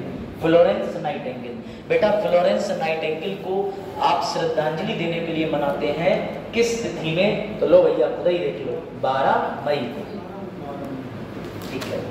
तो 12 मई को मनाया जाता है फ्लोरेंस नाइटिंगेल को श्रद्धांजलि देने के लिए अंतर्राष्ट्रीय नर्स दिवस। क्योंकि बेटा इस दिन इनका उद्देश्य क्या है मनाने का? ये फ्लोरेंस नाइटिंगेल के साथ में, फ्लोरेंस नाइटिंगेल के ऊपर कई सारी इन्होंने पोइम्स भी, मतलब अलग अलग स्टोरी भी लिखी थी। आप लोगों ने अगर NCERT तो नहीं, CBSE के सिलेबस में है इनकी, गुड। तो फ्लोरेंस नाइटिंगेल बहुत बड़ी कवियत्री भी थी इनका, हाँ लेडी, अरे excellent, lady with the lamp ही मैंने पढ़ी थी, ठीक है। कब है तुम्हारी स्कूलिंग पलटी? प्रयत्न कब का है? 2020 का है, अभी चल रही है ये लेडी विद द लैम्प, कसम है। तो बेटा इसकी थीम याद रखो, देखो इसकी थीम को पढ़ के भावुक मत होना, वो तुम्हारी बात नहीं कर रहे। थीम है हमारी नर्सें हमारा भविष्य, यही हो गया, हमारी नर्सें हमारा भविष्य। तो तुम्हारी नहीं नर्सें, पृथ्वी पर देश के लिए समर्पित है नर्सें। लिखो थीम, 12 मई को अंतर्राष्ट्रीय नर्स दिवस मनाया जाता है, जिसकी थीम क्या है? हमारी नर्सें हमारा भविष्य, देखभाल, आगे लिखा है देखभाल की आर्थिक शक्ति। लिखो theme, international nurse day celebrated on 12th of May। The theme is क्या है? Our nurses our future, the economic power of care. बेटा ये सबसे पहली बार कब मनाया था? तो 12 मई 1974 को। मतलब इधर हम लोग परमाणु परीक्षण कर रहे हैं, उसके आसपास में नर्स दिवस बन रहा है। वाह! ऐसी कौन सी अंतर्राष्ट्रीय संस्था है जो युद्ध के दौरान लोगों को मदद करती है, स्वास्थ्य संबंधी, इलाज संबंधी? कौन सी संस्था थी अंतर्राष्ट्रीय? लिखवा चुका हूं, रेड क्रॉस इंटरनेशनल ऑर्गेनाइजेशन। तभी कह रहा हूं रिवीजन कर लो, मेरा 6-7 बार हो गया, मेरा प्रेम से नहीं रोकेगा, तुम सोचो। ठीक है, लिख लिया। हमारी अर्जें हमारा भविष्य। चलो भैया लो, अगला प्रोजेक्ट एंटार्क्टिका को लेकर के बड़ा जबरदस्त है। बेटा सुनिएगा, एंटार्क्टिका पर इतनी ज्यादा बर्फ है कि वहां सूर्य का प्रकाश जब पड़ता है तो वो सबका सब तो रिफ्लेक्ट हो जाता है, इसीलिए वहां पे मानव शरीर को रहने के लिए जितनी गर्मी चाहिए नहीं मिल पाती। इस वजह से एंटार्क्टिका पे जीवन संभव नहीं है। लेकिन जरा बुद्धि लगाओ, समझना बात को जरा। अगर आपको पता चल जाए कि अमरूद का बाग है और वहां पर पिछले 10 साल से किसी ने अमरूद तोड़े ही नहीं है, बढ़िया वाले लगे हो, तो तुम्हारे हाथ खजाना आ गया। और तुम्हारे घर के पास में जो अमरूद का पेड़ है उसकी तो तुम टाइम पास करने के लिए पत्तियां भी खा चुके हो, तो भैया जाहिर सी बात तुम तो भूखे ही घूम रहे हो। तो समझिएगा यही दिक्कत है। हम एंटार्क्टिका पे मैत्री 2 नाम की एक लैब का प्रोजेक्ट क्यों बना रहे हैं? इसमें चालाकी समझो साइंटिस्टों की। वो कह रहे हैं कि हमने एमपी खोद डाला, उत्तर प्रदेश खोद डाला, बिहार को हमने भैया डिग कर दिया, हर तरीके से खोद के जितने खनिज थे निकाल लिए। अब ऐसा साइंटिस्टों ने गणना करी, कैलकुलेशन, कि एंटार्क्टिका पे अभी भी सारे खनिज सुरक्षित हैं। तो अब ये जबरदस्ती मैत्री 2 नाम का एक स्टेशन बना रहे हैं। ये पहला नहीं है, 67 या 69 स्टेशन अंतर्राष्ट्रीय देशों के वहाँ बने रहते हैं, लेकिन इनकी लाइफ बड़ी छोटी होती है क्योंकि वहाँ पर तूफान आता है, हिम बर्फ बहुत गिरती है, चक्रवात आते हैं और समुद्री समस्याएं, जलवायु परिवर्तन होता है। तो इसके कारण ये स्टेशन 4-5 साल में बर्फ से अपने आप दब जाता है, बर्बाद हो जाता है, खत्म हो जाता है, फिर दूसरा बनता है। तो ये दूसरा बनाएंगे, इसका नाम क्या रख रहे हैं? मैत्री 2, क्योंकि मैत्री 1 पहले ही बना के खत्म हो चुका है। तो बेटा कहाँ? एंटार्क्टिका। ये लो लिखो, ठीक है। हाल ही में इसको लेके बैठक भी हुई है। बैठक कहाँ हुई है बेटा? कि बनाएंगे, इसकी बैठक हुई है कोच्चि में, कोच्चि, ठीक है, याद रखना, केरल, ठीक है। तो बेटा याद रखिएगा, अंटार्कटिका दुनिया के 7 महाद्वीप में से एकमात्र महाद्वीप और है, लेकिन इस पर कोई भी मानव नहीं रहता। यहाँ ना उड़ने वाली चिड़िया पाई जाती है, जिसका नाम बताओ? पेंगुइन। वो चिड़िया ही होती है, कुत्ता समझ के घर मत ले आना, मर जाएगी वो। आप सोचो पोलार बियर, भैया ऐसा भालू जिसके पूरा है, हाँ कुत्ते टाइप की होती है, हाँ एक सेकंड, हाँ महाराष्ट्र में बर्फीले का आपको उनके लिए इंतजाम करना होगा -53-54 डिग्री तापमान का, तब जाके वो सर्वाइव करेंगे। क्योंकि ऐसा है, अगर तुम सोचो बेचारा हिमखंड पे पाया जाने वाला पोलार बियर तुम ले आ रहे हो राजस्थान, तो वो 2 बार पसीना नहीं पहुंचेगा, तीसरी बार में हार्ट फेल होकर मर जाएगा, और पता नहीं कौन सी भाषा में तुम्हें हिंदी साहित्य में अच्छे शब्द बोल के जाएगा, ठीक है। तो याद रखना, इसीलिए कहते हैं जितनी प्रजाति जो हैं उनके अलग अलग, आप जब एनवायरनमेंट के अंदर जैव विविधता पढ़ेंगे तो आपको ये समझ आएगा कि एक सींग वाला गेंडा क्यों असम में ही पाया जा रहा है, क्यों भैया शेर की पूंछ वाला मकाऊ बंदर सिर्फ इधर पाया जा रहा है आपके वेस्टर्न घाट के पास में, तो क्यों पाया जा रहा है? उसके पीछे विविधता है।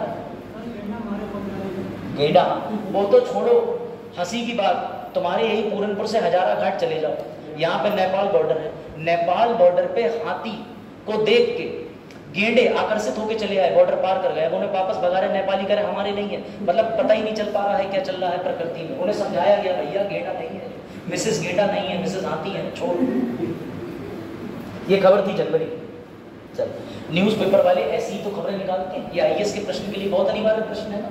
चल, तो बेटा याद रखिएगा, लेडीज यूरोपियन टूर पर 100वां इवेंट खेलने वाली, तुम्हें भारत के गोल्फ खिलाड़ियों के नाम नहीं पता होंगे बेटा, इनका नाम याद रख लेना, वेरी गुड, हाँ इनका नाम है दीक्षा डागर। ये 100वां इवेंट होने वाला है, कहाँ? यूरोपियन टूर पे। वहाँ क्या खेलने जा रही है? पहली महिला गोल्फर बन रही है, इस टूर पे जाने वाली, इनका नाम क्या है? दीक्षा डागर, मत भूलना। अब गोल्फ तो तुम्हें पता है या गोल्फ नहीं पता? अरे मॉडर्न गिल्ली डंडा, हाँ ठीक है। क्या नाम है इनका? Diksha Dagar. Ladies European tour है, यानी जितनी खिलाड़ी आएंगी सबकी सब totally they are going to be females, तो सारे फीमेल खिलाड़ियों के साथ में ये भारत से खेलने वाली एकमात्र गोल्फर बन रही है, इनका नाम क्या है? दीक्षा डागर।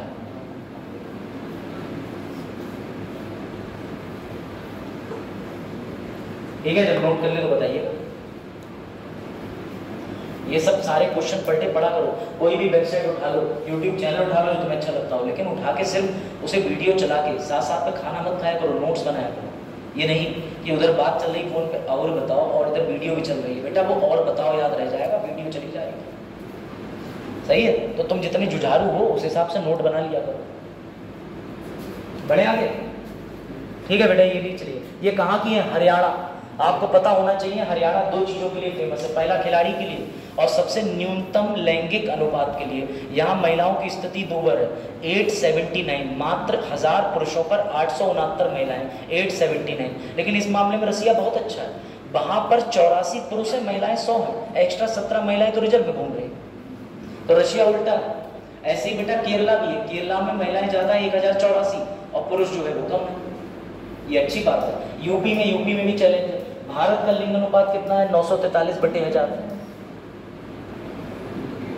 चलो किस देश के, इसका उत्तर देने का प्रयत्न करें बेटा। इसमें तो तुम चेहरा देख के ही बता दो। वर्ष 2024 में किस देश के राजदूत ने नागालैंड में कोहिमा शांति स्मारक और इको पार्क का उद्घाटन किया? तो बेटा राजदूत कहाँ के आए थे? वो नागालैंड में आके उद्घाटन कराया। बताइए जरा। अच्छा, कौन कर रहा है? वियतनाम। और हाँ, मजा आया, मजा। हाँ, और हाँ सही, जापान बाद में बोल दिया, तुक्का सही बैठ गया। वरना इन लोगों का यह हाल है, ठीक है नूरी, कि ये लाइन से ABC तीनों गलत वाले बताएंगे, अगर आगे पीछे भी कर दो तब भी गलत बताएंगे। ठीक है, ये लो बेटा। नागालैंड में, भारत में, जापान के इनका नाम है हिरोशी सुजुकी। मोटरसाइकिल की बात नहीं हो रही, हिरोशी सुजुकी, याद रखना। सुजुकी वहां कास्ट होती है। मैंने ज्यादा पता करा तो चाइना की वेबसाइट ने मुझे ब्लॉक कर दिया, मतलब एक्सेस नहीं दिया। बोले जा बात कर रहे हो, चुनाव लड़ना है, कमेंट करें। ठीक है, चलिए बेटा। नागालैंड की स्थापना कब हुई? तो याद रखिएगा, नागालैंड 1 दिसंबर 1963 को बना। लेकिन नागालैंड और असम के लोग आपस में लड़ गए। सर पहले नागालैंड था ही नहीं, असम के अंदर जो जाति थी नागा ट्राइब, उनमें आपस में लड़ाई हुई। बोले भैया हमारी सीमाएं दूर करो, तो असम को काट के नागालैंड बनाया गया। ये बात मत भूलो, ठीक है? बात आई समझ में? नागालैंड की राजधानी कोहिमा, मुख्यमंत्री नेफ्यू रियो। कौन सी पॉलिटिकल पार्टी के हैं नेफ्यू रियो? बड़े चर्चा में रहते हैं। वर्तमान पार्टी केंद्र कौन सी?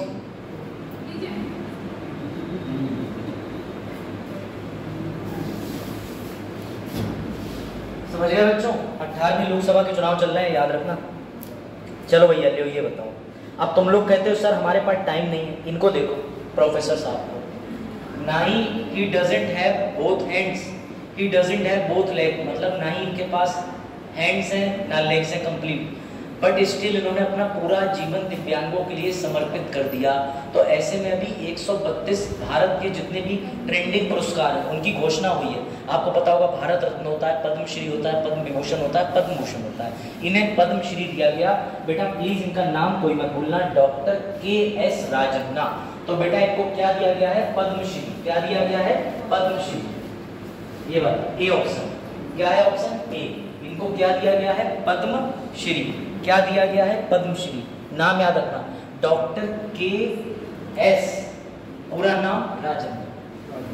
क्या गजब स्पिरिट होगी कि मैं डिसेबल्ड हूँ लेकिन और लोगों की डिसेबिलिटी में उन्हें हिम्मत दूंगा। तो बेटा वास्तव में पद्मश्री क्या है? ये तो वास्तव में ऐसे लोग, मैं समझता हूँ ना, संवैधानिक पद पे होना चाहिए। जैसे अगर ऐसे लोग राष्ट्रपति हो, प्रधानमंत्री हो, तब जाकर के इंडिया के अंदर डिसीजंस में कुछ चेंजेस देखने को मिलेगा। अभी तो रट्टी रटाई चीजें चल रही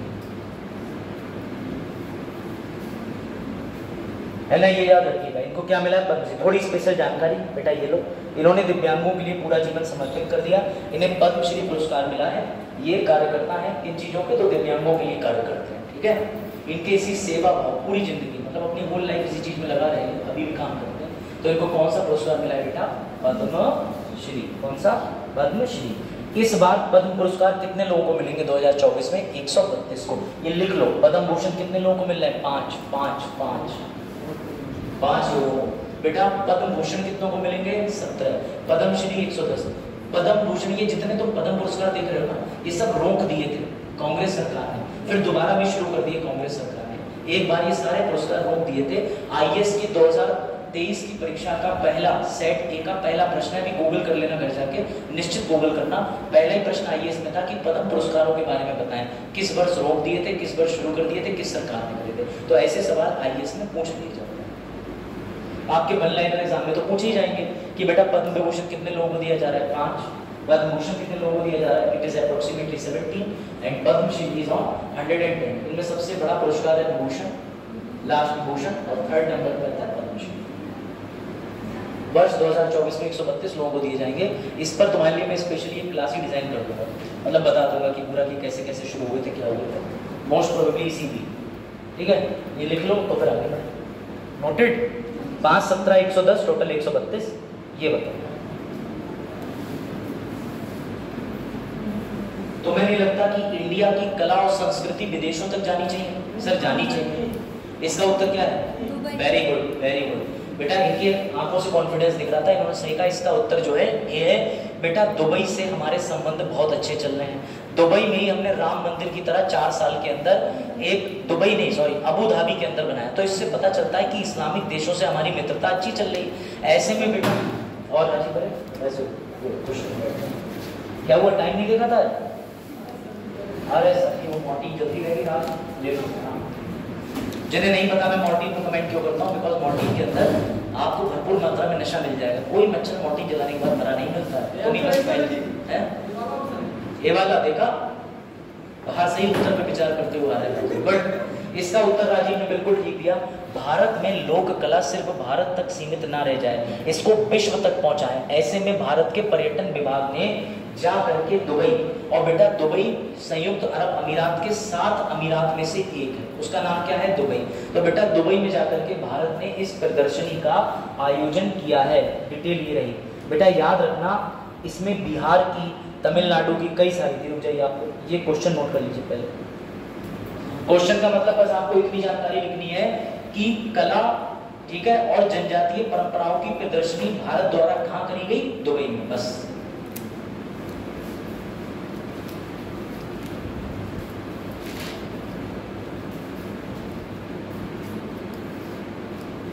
लिख लीजिए कहां करी गई प्रदर्शनी? तो भैया दुबई, दुबई, दुबई। ठीक है, वेलकम टू दुबई। अभी भी लोग होते हैं, शेर लोगों से मुड़ के नहीं देखना चाहिए, मतलब बात नहीं करना चाहिए, नहीं समझेंगे तो बच्चे। कई भारत वाले मूवीज शूट करने भी जाते हैं दुबई।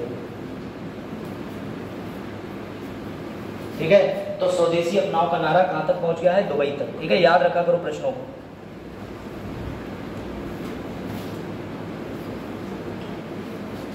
बढ़िया, नोट कर लिया? नोटेड? चलो भैया खुद अब आ जाओ इस पे। विश्व वर्ल्ड माइग्रेटरी बर्ड दिवस कब मनाया जाता है? ये बड़ा प्यारा है, डी। अच्छा, और कोई उत्तर? बेटा याद रखना, अलग अलग देशों से चिड़िया तुम्हारे भारत में आ जाती हैं, 2 बार में आती हैं। अब तुम कहोगे बेटा इसका कोई उत्तर नहीं है, मैं बता दूं क्यों। इस साल 11 मई है, अगली साल इसका उत्तर हो सकता है 14 मई, अगली साल इसका उत्तर हो सकता है 14 मई के अलावा कोई और दिन। तो आप कहोगे सर कैसे? क्योंकि बेटा चिड़िया जो हैं वो विदेशों से भारत में 2 बार आती हैं प्रवास करने। प्रवास का मतलब जब वहाँ पर जलवायु परिवर्तन बदलता है, जैसे मान के चलो इस समय यूरोप में अगर गर्मी पड़ रही है और भारत में क्या होता है कि ठंड आ जाए, तो चिड़िया चढ़ रही वहाँ से। अब अगर वहाँ पर ठंड चल रही है तो उनके लिए उतनी ठंड नुकसानदायक है, तो वो कहाँ आ जाएंगी? इंडिया में। तो बेटा ऐसा देखने को मिलता है साल में 2 बार। मई के दूसरे शनिवार को, अक्टूबर के दूसरे शनिवार को मनाया जाता है विश्व प्रवासी पक्षी दिवस। ये लो, ये लिखा हुआ है क्या जी? तो बेटा ध्यान रखिएगा, विश्व प्रवासी दिवस कब मनाया जाता है? इस बार मनाया गया है क्योंकि मई का दूसरा शनिवार कब पड़ा? 11 को। अगर ये 10 को पड़ जाएगा तो अगली बार डेट बदल जाएगी। अभी फिर अक्टूबर में मनाएंगे विश्व प्रवासी दिवस। क्यों मनाएंगे बेटा विश्व पक्षी प्रवासी दिवस? इसीलिए क्योंकि अक्टूबर माह के दूसरे शनिवार को फिर चर्चा में आ जाएगा। अब आई बात समझ में? ऐसे खतरनाक चीजें भी है देश में, इनकी थीम याद रखना है। चिड़िया क्या खाती है सर? फल भी खा लेती है, छोटे छोटे कीटे भी खाती है, कीट यानी कि कीड़े। तो इसकी थीम है कीड़ों की रक्षा करें। क्यों? ताकि पक्षियों की भी रक्षा हो सके। तो थीम है कीड़ों की रक्षा करें ताकि पक्षियों की रक्षा हो पाए। तो कीड़ों की रक्षा करें और पक्षियों की भी रक्षा करें। सही है? मास्टर की रक्षा करें, सब्जेक्ट की रक्षा करें। ठीक है, राजे रजवाड़े आज नहीं है कोई?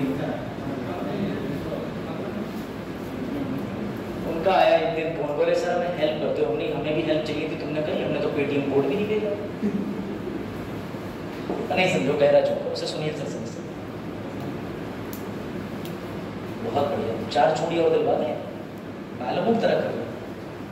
ऐसे बालक बहुत खतरनाक होते हैं। ट्रेन के अंदर मैं सफर कर रहा था, अभी बिहार गया था मैं नवंबर में एग्जाम देने मेंस के। तो बिहार में एक छोटा बच्चा था, वो एक अंकल बैठे हुए थे। अब आपको पता है कि इस्लाम के फॉलोअर्स कई बार दाढ़ी बढ़ा लेते हैं, सरदार भी बढ़ा लेते हैं। तो वो छोटा बच्चा इतना नालायक, वो अंकल को पास में बुलाया। अंकल को लगा छोटा बच्चा है, गाल पे जो है किस विस करेगा, उसने दाढ़ी ली, हपक के कहीं चिपा दिया। फिर ये करा, 3 बार करा, 4 बार करा, आपकी बात अंकल ने चपक लाया ये बात। तो बेटा ऐसे खतरनाक बालक आप ना बने, आपका पाकिस्तान जाने का टिकट पक्का है ना। लेकिन मेरे समझ ये नहीं आता कि जब वही महिला अपने बच्चे को नहीं संभाल पा रही, तो सीमा हैदर भाभी जान को कैसे उनने 3 बच्चे संभाले होंगे। खुद तो उनने तार उठाया कि चलो हम जा रहे हैं नए वाले पापा से मिलने, लेकिन बच्चों को क्या कहा होगा? बच्चे ने तो कहा होगा मम्मी अंकल चिप्स की दुकान भी पड़ रही है, कैसे समझाया होगा चुप रहना चुप। बेटा उसमें बहुत बड़ी कंस्पिरेसी निकलेगी। सोचने की बात है, बच्चे कैसे बॉर्डर पार करके आए होंगे? बच्चों ने तो शोर मचाया ही होगा, या क्या कह के समझाया होगा अब्बू वहाँ गए वहाँ चल रहे, अब्बू निकलना है, वो कुछ अलग ही। वो भाभी जी ने बड़ा सही बोला था, कैसा सच। ठीक है चलो आगे चलो भाई। श्रीलंका टीम, अब इसको जरा ध्यान दीजिएगा। आईसीसी पुरुष की T20 विश्व कप की टीम तैयार है, तो श्रीलंका टीम का आधिकारिक प्रायोजक, अच्छा ये इंडिया वाली टीम की बात नहीं कर रहा, आईसीसी में इंडिया की टीम तो छोड़ ही दो, लेकिन श्रीलंका की टीम को कौन से भारत का ब्रांड प्रमोशन करेगा? मतलब कि आओ पैसा हम लोग। हाँ भैया, रिलायंस कौन कह रहा है? गलत।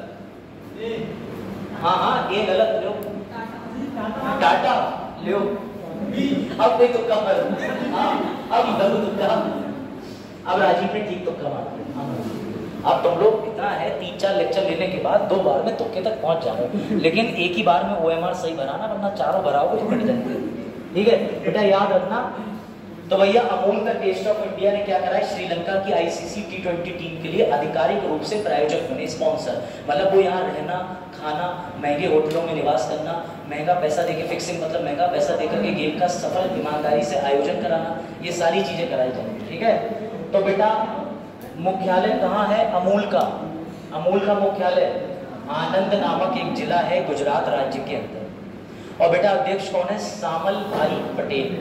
अभी कब होगा आईसीसी 20 वर्ल्ड कप? 1 से 29 जून वेस्ट इंडीज और अमेरिका में। वेस्ट इंडीज, और लड़कों को तो ये सब बताने की जरूरत ही नहीं, क्यों? 20 का 40 कैसे करना तो पता ही होगा। सट्टा नहीं लगाते, वर्ड बहुत ही ज्यादा भारत विरोधी है सट्टा। हाँ 1 का डबल, सट्टे की ही बात कर रहे हो तो चल गलत होता है। इंडिया में बैटिंग इलीगल है, बैटिंग इज इलीगल। घर पे लगा लिया करो, जैसे पापा है, छोटा भाई है, 10-10 रुपए लगा, हार भी गए तो दिए नहीं, बेमानी कर क्या जाता है।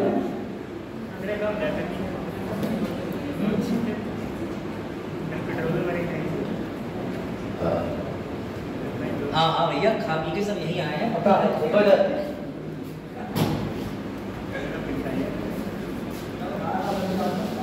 बिल्कुल सही बात, बिल्कुल सही। देखो चलो भाई अगला प्रश्न, ये बड़ा बताइए भैया, अंतर्राष्ट्रीय आर्गेनिया दिवस, इंटरनेशनल डे ऑफ आर्गेनिया।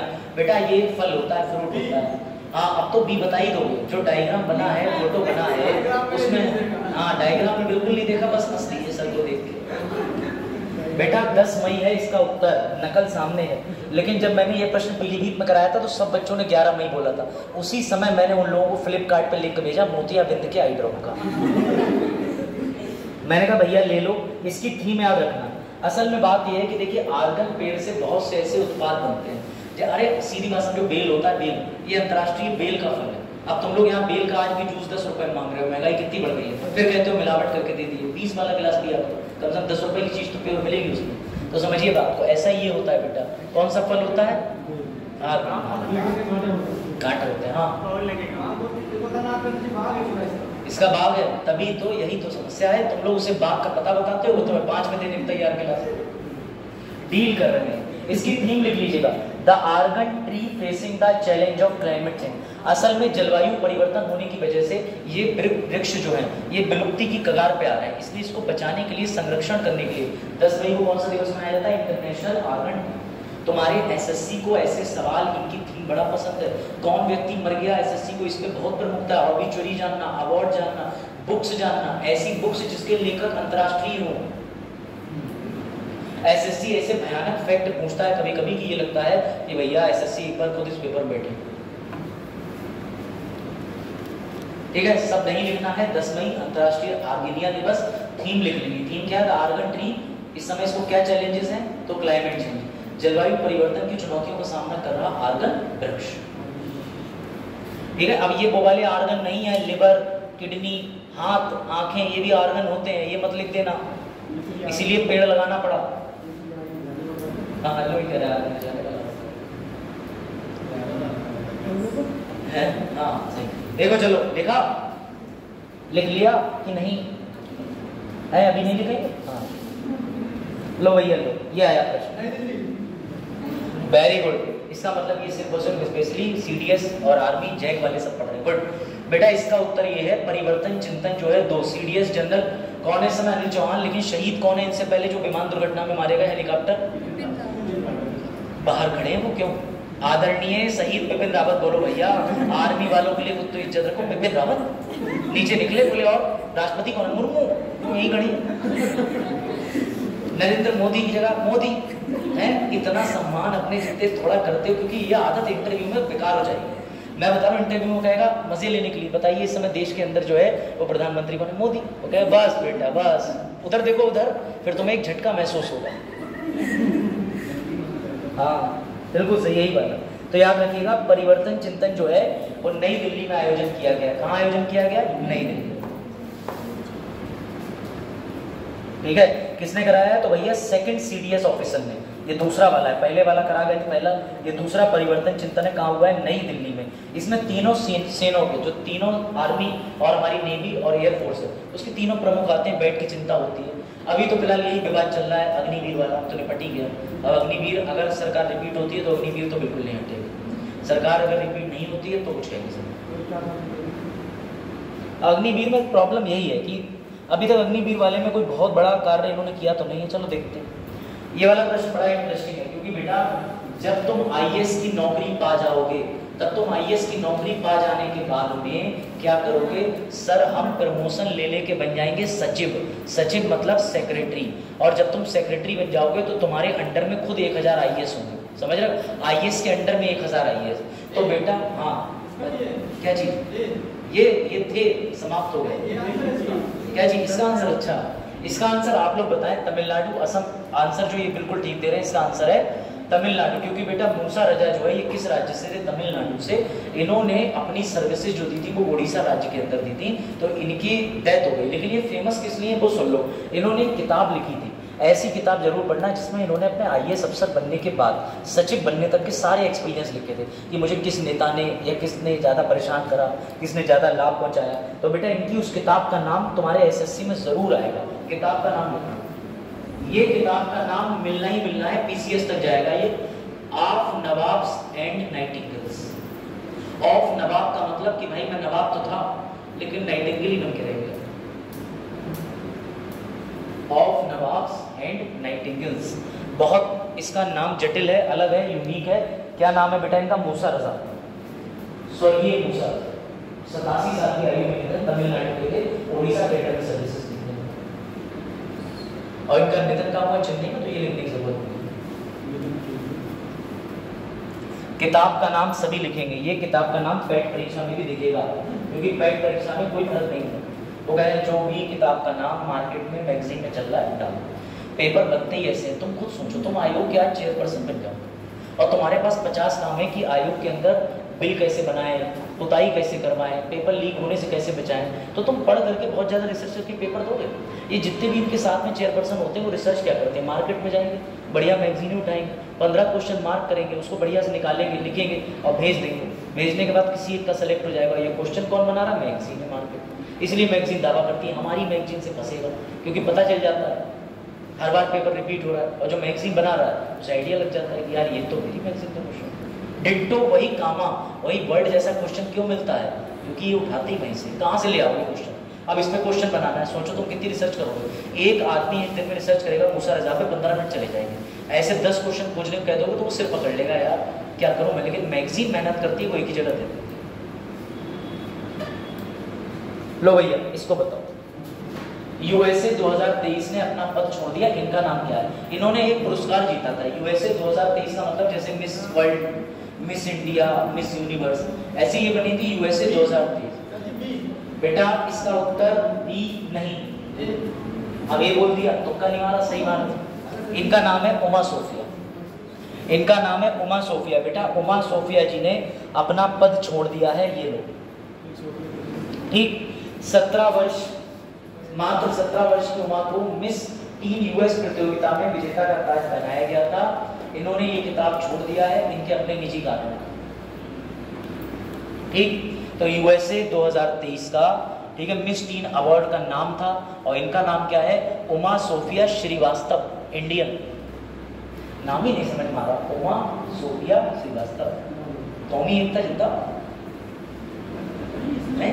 कुछ पता ही नहीं चल पा रहा। सोफिया इस्लामिक चल रहा है, उमा इंडिया चल रहा है, बाद में श्रीवास्तव तो पता ही है। मुझे लग रहा है उमा सोफिया शादी श्रीवास्तव, लेकिन अभी 17 साल की का आरोप लगवाओ, 18 साल तो उम्र है। चलो वो इनका अपना निजी कारण है, हम सब सम्मान की दृष्टि से। हाँ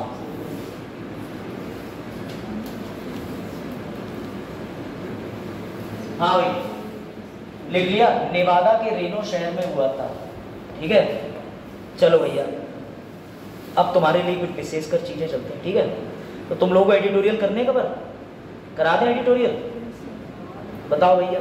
तो एडिटोरियल में तुम्हारे लिए सबसे पहले महत्वपूर्ण आता है चुनाव। क्या आता है? चुनाव। अब देखो भाई, अब तक कितने चरण में चुनाव हो सके जरा बता दो। तुम में से किसी ना किसी व्यक्ति ने, अगर वो 18 साल से ऊपर का है, इस साल वोट रहा हो और 18 साल का 1 जनवरी को हो गया हो, तो बताओ किस तारीख को वोट डाल के आए? सर 19 अप्रैल को। क्यों?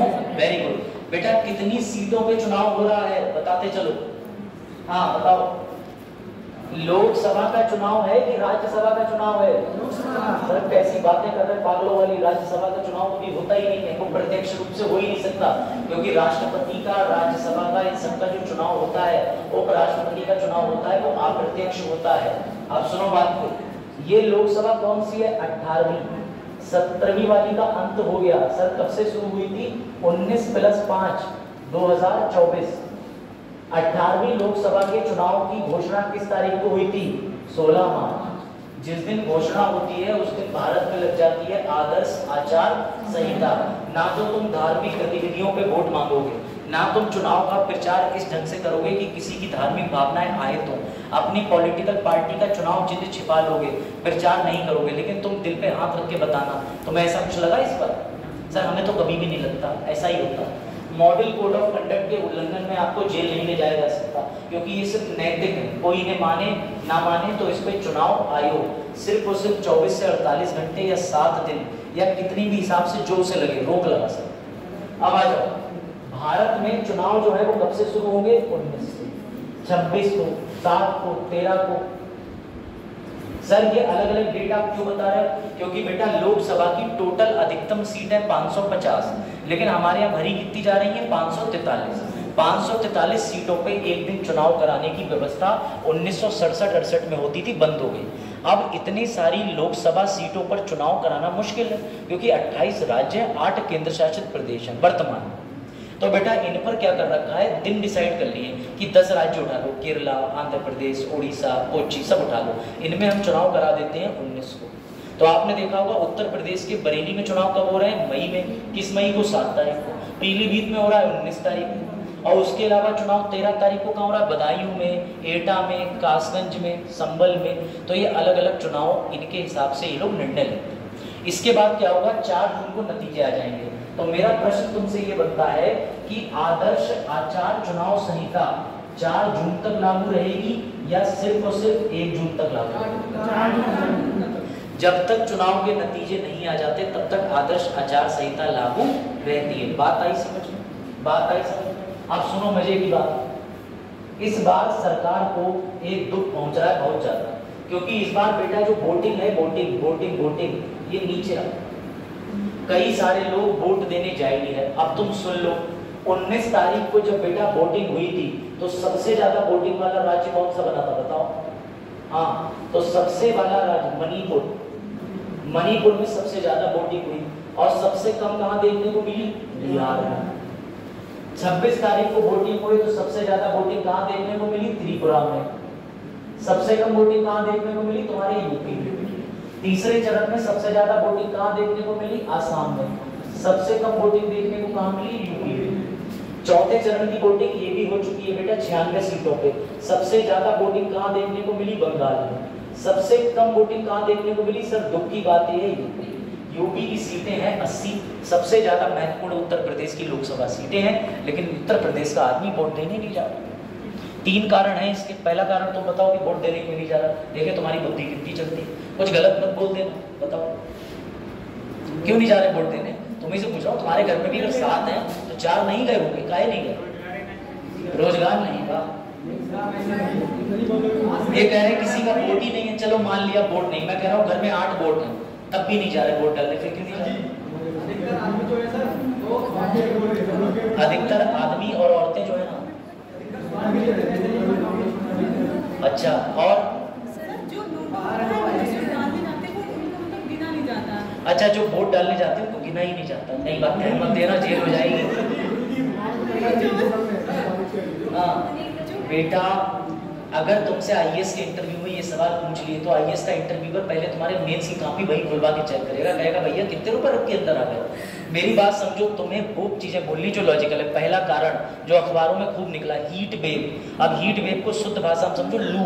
पहला कारण जो अखबार में, अभी सही कारणों पे चर्चा करेंगे मोबाइल बंद करके, पहले समझो हीट वेव पहला कारण, जिसकी वजह से ज्यादातर लोग गर्मी से परेशान है, लाइन में नहीं लगना चाह रहे, पानी की मतदान केंद्र पर व्यवस्था नहीं दिखी, पहला कारण। दूसरा कारण सुनो, दूसरा कारण ये है कि बेटा इस बार लोगों ने चुनाव को अवॉइड करने के विकल्प है उनके, जैसे आपने ये पॉइंट दिया कि रोजगार नहीं है, तो आप इसको ऐसे कह सकते हो सर लोगों की व्यक्तिगत समस्याएं इतनी है जिसकी वजह से वो इस बार चुनाव का बॉयकॉट कर रहे हैं, क्योंकि ऐसा उनका मानना है कि जिस पार्टी को जीतना है कोई विकल्प तो है नहीं, तो जब विकल्प नहीं है तो जीत तो जाएगी ही जाएगी, तो हम क्या ही देने जाए, ये दिमाग में है।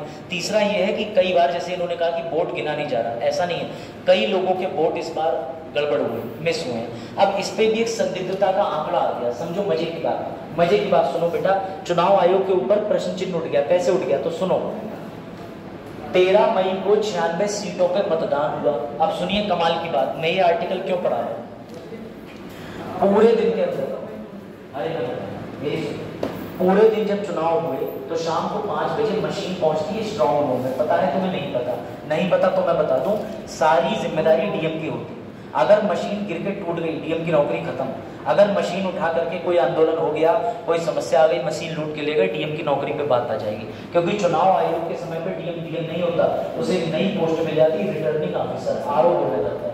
सर वही वाला आरओ जिसका यूपीपीसीएस पेपर कराता है? नहीं मूर्खों, वो आरओ अलग है, वो समीक्षा अधिकारी होता है, वो नौकरी अलग है। यहाँ आरओ का मतलब है रिटर्निंग ऑफिसर, समझिएगा। 13 मई को दिक्कत ये हुई कि वोट पड़े हैं 67%। चुनाव आयोग अगले दिन अखबार में क्या निकलवा रहा है, 70% वोटिंग हो गई, 74% हो गई। तो लोगों ने, विपक्ष ने पत्र लिख दिया चुनाव आयोग को, बोले क्या बेवकूफ समझ रहे, जिस दिन वोटिंग पड़ रहा है उस दिन वोटिंग के नतीजे आ रहे हैं 65%। अगले दिन अखबार में कैसे निकल रहा है? क्या मशीन लॉक है क्या, या क्या मशीन सेट कर रखी 72% पे, जो तुम कह रहे हो कि 72%? ऐसा विपक्ष कह रहा, मैं नहीं कह रहा हूँ, क्योंकि कैमरा चल रहा है, मैंने अखबारों में पढ़ा भैया, मेरा कोई व्यक्तिगत मत नहीं, मैं तो बहुत सीधा आदमी, मुझे तो जितने पैसे दोगे मैं उतना काम कर रहा हूँ, तो समझिएगा। तो बेटा अखबारों ने ये प्रश्न उठाया, विपक्ष पार्टियों ने प्रश्न उठाया, तो इसके चलते अब क्या करा है चुनाव आयोग ने, देखो उसने अपनी ऐप बना रखी है। तो बेटा इस वजह से चुनाव आयोग का काम है जवाब देना, क्योंकि फेयर वोटिंग होना चाहिए। चुनाव आयोग ने अपनी ऐप पर एक ऑप्शन डाल दिया है कि निर्वाचन क्षेत्र जहां वोटिंग हो रही हर 2 घंटे में वोटिंग कितने प्रतिशत हो गई आपको दिखेगा। तो ये काम चुनाव आयोग ने अच्छा कर दिया ताकि उसके ऊपर आरोप ना लगे। पूरा रिकॉर्ड अब आप मोबाइल पे देख सकते हो कि बदायूं में कितने प्रतिशत वोटिंग हो गई अभी 2 घंटे में।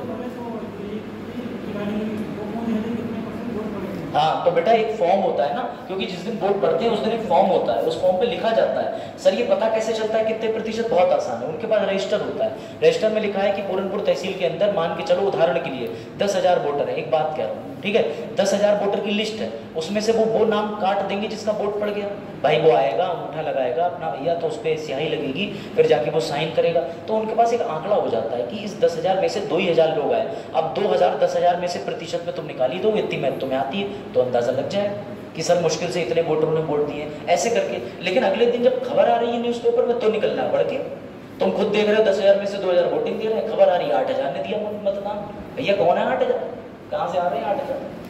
तो ये चीज ध्यान में रखिएगा, ठीक है। सबसे ज्यादा वोट कहाँ पड़ा है तीसरे चरण में? बंगाल में। सबसे कम 2 जगह देखने को मिला, यूपी में मिला, बिहार में मिला, और जम्मू कश्मीर में तो लुटिया ही डूब गई। जम्मू कश्मीर में बीजेपी की एक भी सीट से बीजेपी नहीं लड़ रही है, मतलब 3 सीटें हैं, वहां से एक भी बीजेपी का कैंडिडेट खड़ा नहीं हुआ है। ये बात ध्यान रखना। चुनाव की तुम्हारे पास सारी अपडेट होनी चाहिए। चुनाव के इसलिए क्योंकि तुम्हारे पेपर में पूछा जाएगा। कौन सा चुनाव है? 18। कितनी सीटों पे? 543। क्या लोकसभा के चुनाव के साथ 4 अन्य राज्यों के विधानसभा के चुनाव हो रहे हैं? आंध्र प्रदेश, अरुणाचल प्रदेश, सिक्किम, उड़ीसा, इन जगहों के भी चुनाव देखने को मिल रहे हैं, ठीक है। अब देखो, ये है राजीव के मतलब की खबर, क्योंकि राजीव को थोड़ा डिफेंस में ज्यादा फॉलो करने का मन है। तो देखो, चीन जो है, चीन, अब ये वाली जो खबर है ये द हिंदू एडिटोरियल की, सुन लो, बजा जाएगा।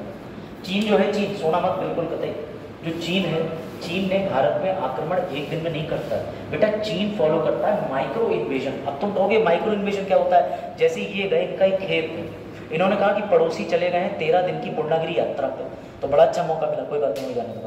इन्होंने क्या करा, 2 ईंटा बढ़ाए और 2 ईंटें हल्के से 2 इंच उसकी जमीन की मेड़ के पास रख के बैठ गए सुकून से, बोले आह। अब पड़ोसी बेचारा इतना ध्यान नहीं देता, उसने कहा होगा ईंटा इधर रख ली है, थोड़ा सा वापस पीछे कर लेगा। लेकिन अगले दिन क्या देख रहे हैं, अगला हफ्ता आया, फिर इन्होंने थोड़ी सी ईंट और बढ़ा ली, फिर और बढ़ा ली। एक दिन पता चल रहा है कि पड़ोसी को कह रहे हैं हटो, मेरा खेत है, पड़ोसी कह रहा है समझ नहीं आया, कब्जा कब हो गया।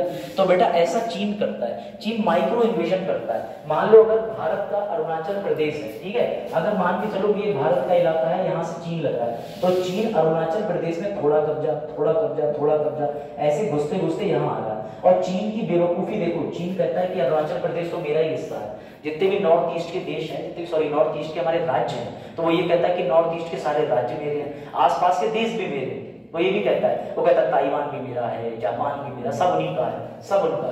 हम तो कह रहे हैं हमारे यहाँ 2-4 नेता ले जाओ, उसके बाद तुम्हारे इतने घोटाले खोलेंगे कि तुम कहोगे सब तेरा। तो समझो बात को, चीन ने क्या करा बेटा, चीन की इस समस्या से सरकार बड़ा दुखी हो गई, क्योंकि अभी भी जितने भी सीमावर्ती राज्यों के पास गांव है, वहां पर कोई भी गांव में सड़क तक नहीं है। अरुणाचल प्रदेश के 116 गांव में सड़क नहीं है। तो बेटा सरकार ने इस समस्या को देखते हुए बड़ा अच्छा प्रोग्राम है, उन्होंने चलाया है वाइब्रेंट विलेज प्रोग्राम। इसको आप कह सकते हो शुद्ध हिंदी में आदर्श ग्राम प्रोग्राम। तो क्यों चलाया? तो सरकार इन सीमावर्ती गांवों को, अरुणाचल प्रदेश, इधर कहीं पे सिक्किम और इधर कहीं पे उत्तराखंड, इन जितने इलाके हैं, यहाँ जितने गांव हैं, उनको मॉडर्न बनाएगी, पक्की सड़कें बनाएगी। क्यों?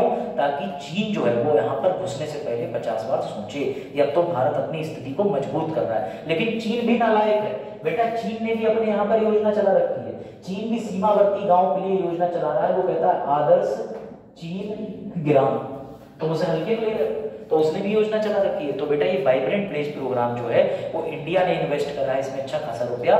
तो इंडिया अब बना रही है सीमावर्ती इलाकों पर सड़क। सवाल यही आता है, सीमावर्ती इलाकों पर सड़क बनाने का काम किस संगठन का है? पढ़ा चुका हूँ, जल्दी बताओ, वरना लड़ियां लेके आऊँ नीचे से। वेरी गुड, BRO, किसका? Border road organisation. तुम्हारे पूरनपुर से मजदूर गए तो बेटा बन गई रोड है, हमारे पीलीभीत से गए तो बन गए। उनसे को चुनाई कर दो, वो पहले चीन की उस तरफ दीवार की तरफ जाके झांकेंगे, बीड़ी जगाएंगे, फिर उसके बाद कहेंगे चैनी खैनी खाओ, तब तक बन गई सड़क। तो बेटा इसके लिए पढ़े लिखे इंजीनियर्स लगते हैं। आपने सैम मानेकशॉ पिक्चर का एक दृश्य देखा होगा, जहां पर उनसे प्राइम मिनिस्टर कहते हैं, मांग करते हैं कि तुम अपने फौजियों को भेज दो मजदूरी के लिए। तो वो कहते हैं कि शायद आपको अंतर नहीं पता, ये फौजी है, मजदूर नहीं है। तो बेटा क्या हुआ, फिर मजबूरी में भारत की आर्मी को BRO बनाना ही पड़ा, क्योंकि ऐसे दुर्गम इलाकों पे बहुत समझ वाले मजदूर चाहिए। अब स्थिति ऐसी बन गई, उन्होंने धमकी दे दी, तो तुम्हारा मजदूर क्या कहता है, बाबूजी सीमेंट खत्म हो गया है, जाओ ले आओ, पकड़ो पैसे। अब वहां वो सब बैठ जाएंगे, वो नहीं कर पाएंगे। तो ऐसे मजदूरों से कार्य नहीं लेना है। बॉर्डर रोड ऑर्गेनाइजेशन के अंदर ट्रेंड पर्सोनिल्स होते हैं, ये बनाते हैं बॉर्डर पर सड़कें, जो भी विवादित क्षेत्र है। तो कौन सा प्रोग्राम चल रहा है? Vibrant village programme. किन राज्यों में सड़क बनेगी? सर उत्तराखंड का बॉर्डर लगता है चीन से, उसके अलावा किसका बॉर्डर लगता है? उत्तराखंड में जगह कौन सी बॉर्डर लगता है? पिथौरागढ़। मैं पिथौरागढ़ गया, उसने कहा कि भैया ये दूरबीन से देखो, चीन दिखाएंगे, माउंट एवरेस्ट दिखाएंगे। थोड़ी देर घुमा के पीछे ही वाला कुछ और दृश्य दिखा रहा, जो कि चीन से ज्यादा अच्छा था, समझ जाओ। तो समझो, तो ऐसे दृश्य उसने उस दूरबीन के माध्यम से दिखाए। तो वहीं मुझे पता चला कि उत्तराखंड भी बहुत सहज और सजग है। तो समझिएगा, उत्तराखंड हो गया, सिक्किम हो गया, और सिक्किम के साथ में ये अरुणाचल प्रदेश, यहाँ पर सड़क निर्माण बनाया जा रहा है। अब तुम्हें गर्मी में ज्यादा समस्या है तो 1 मिनट रुक जाओ, लेक्चर होने वाला है, वीडियो का 1 मिनट टाइम लगेगा। तब तक क्वेश्चन, पहले दिन कितने क्वेश्चन पढ़ने हैं, कैसे पढ़ने, क्या स्ट्रेटेजी, इस पे चर्चा हो चुकी है। जिसको ये सब पूछना हो कल भी आओ, परसों भी आओ। देखो मेरा काम है स्टैटिक और करंट जोड़ के पढ़ाना। अब तुम्हें जीवन में कभी भी एक करंट का अफेयर आएगा तो तुम्हें दिमाग में आ जाएगा यार ऐसा प्रोग्राम पहले भी चलाया था। और याद रखना 1.5-2 साल का करंट तो काम ही आता है, क्योंकि वो चर्चा में घूम के आता है। कोविड-19 वाली वैक्सीन 2019 में लगाई थी दिसंबर में, अब देखो ना हार्ट स्ट्रोक, ब्रेन स्ट्रोक चर्चा में आ रहा है। अब सब कुछ निकालना पड़ेगा कि दिसंबर में घोषणा हुई, सबसे पहले 21 मार्च को संपूर्ण भारत में लॉकडाउन लगा, सबसे पहले पंजाब में लगा, कोविशील्ड लगी कि कोवैक्सीन लगी, ये सब चर्चा में है कि नहीं? साइन, अरे तुम्हारी अटेंडेंस रह गई यार, पन्ना निकालो फटाक से कोई बात। तुम तो इतना खो गए कि मैं भी खो गया। हाँ, एक पन्ने पे अटेंडेंस ले लीजिए, तब तक जिसको जो डाउट है पूछ लीजिए। सर ने दिए थे? लो भाई राजीव, तुम उद्घाटन करो इसका, अपना नाम लिख के, है ना? बस बच्चों इस पे साइन करके चले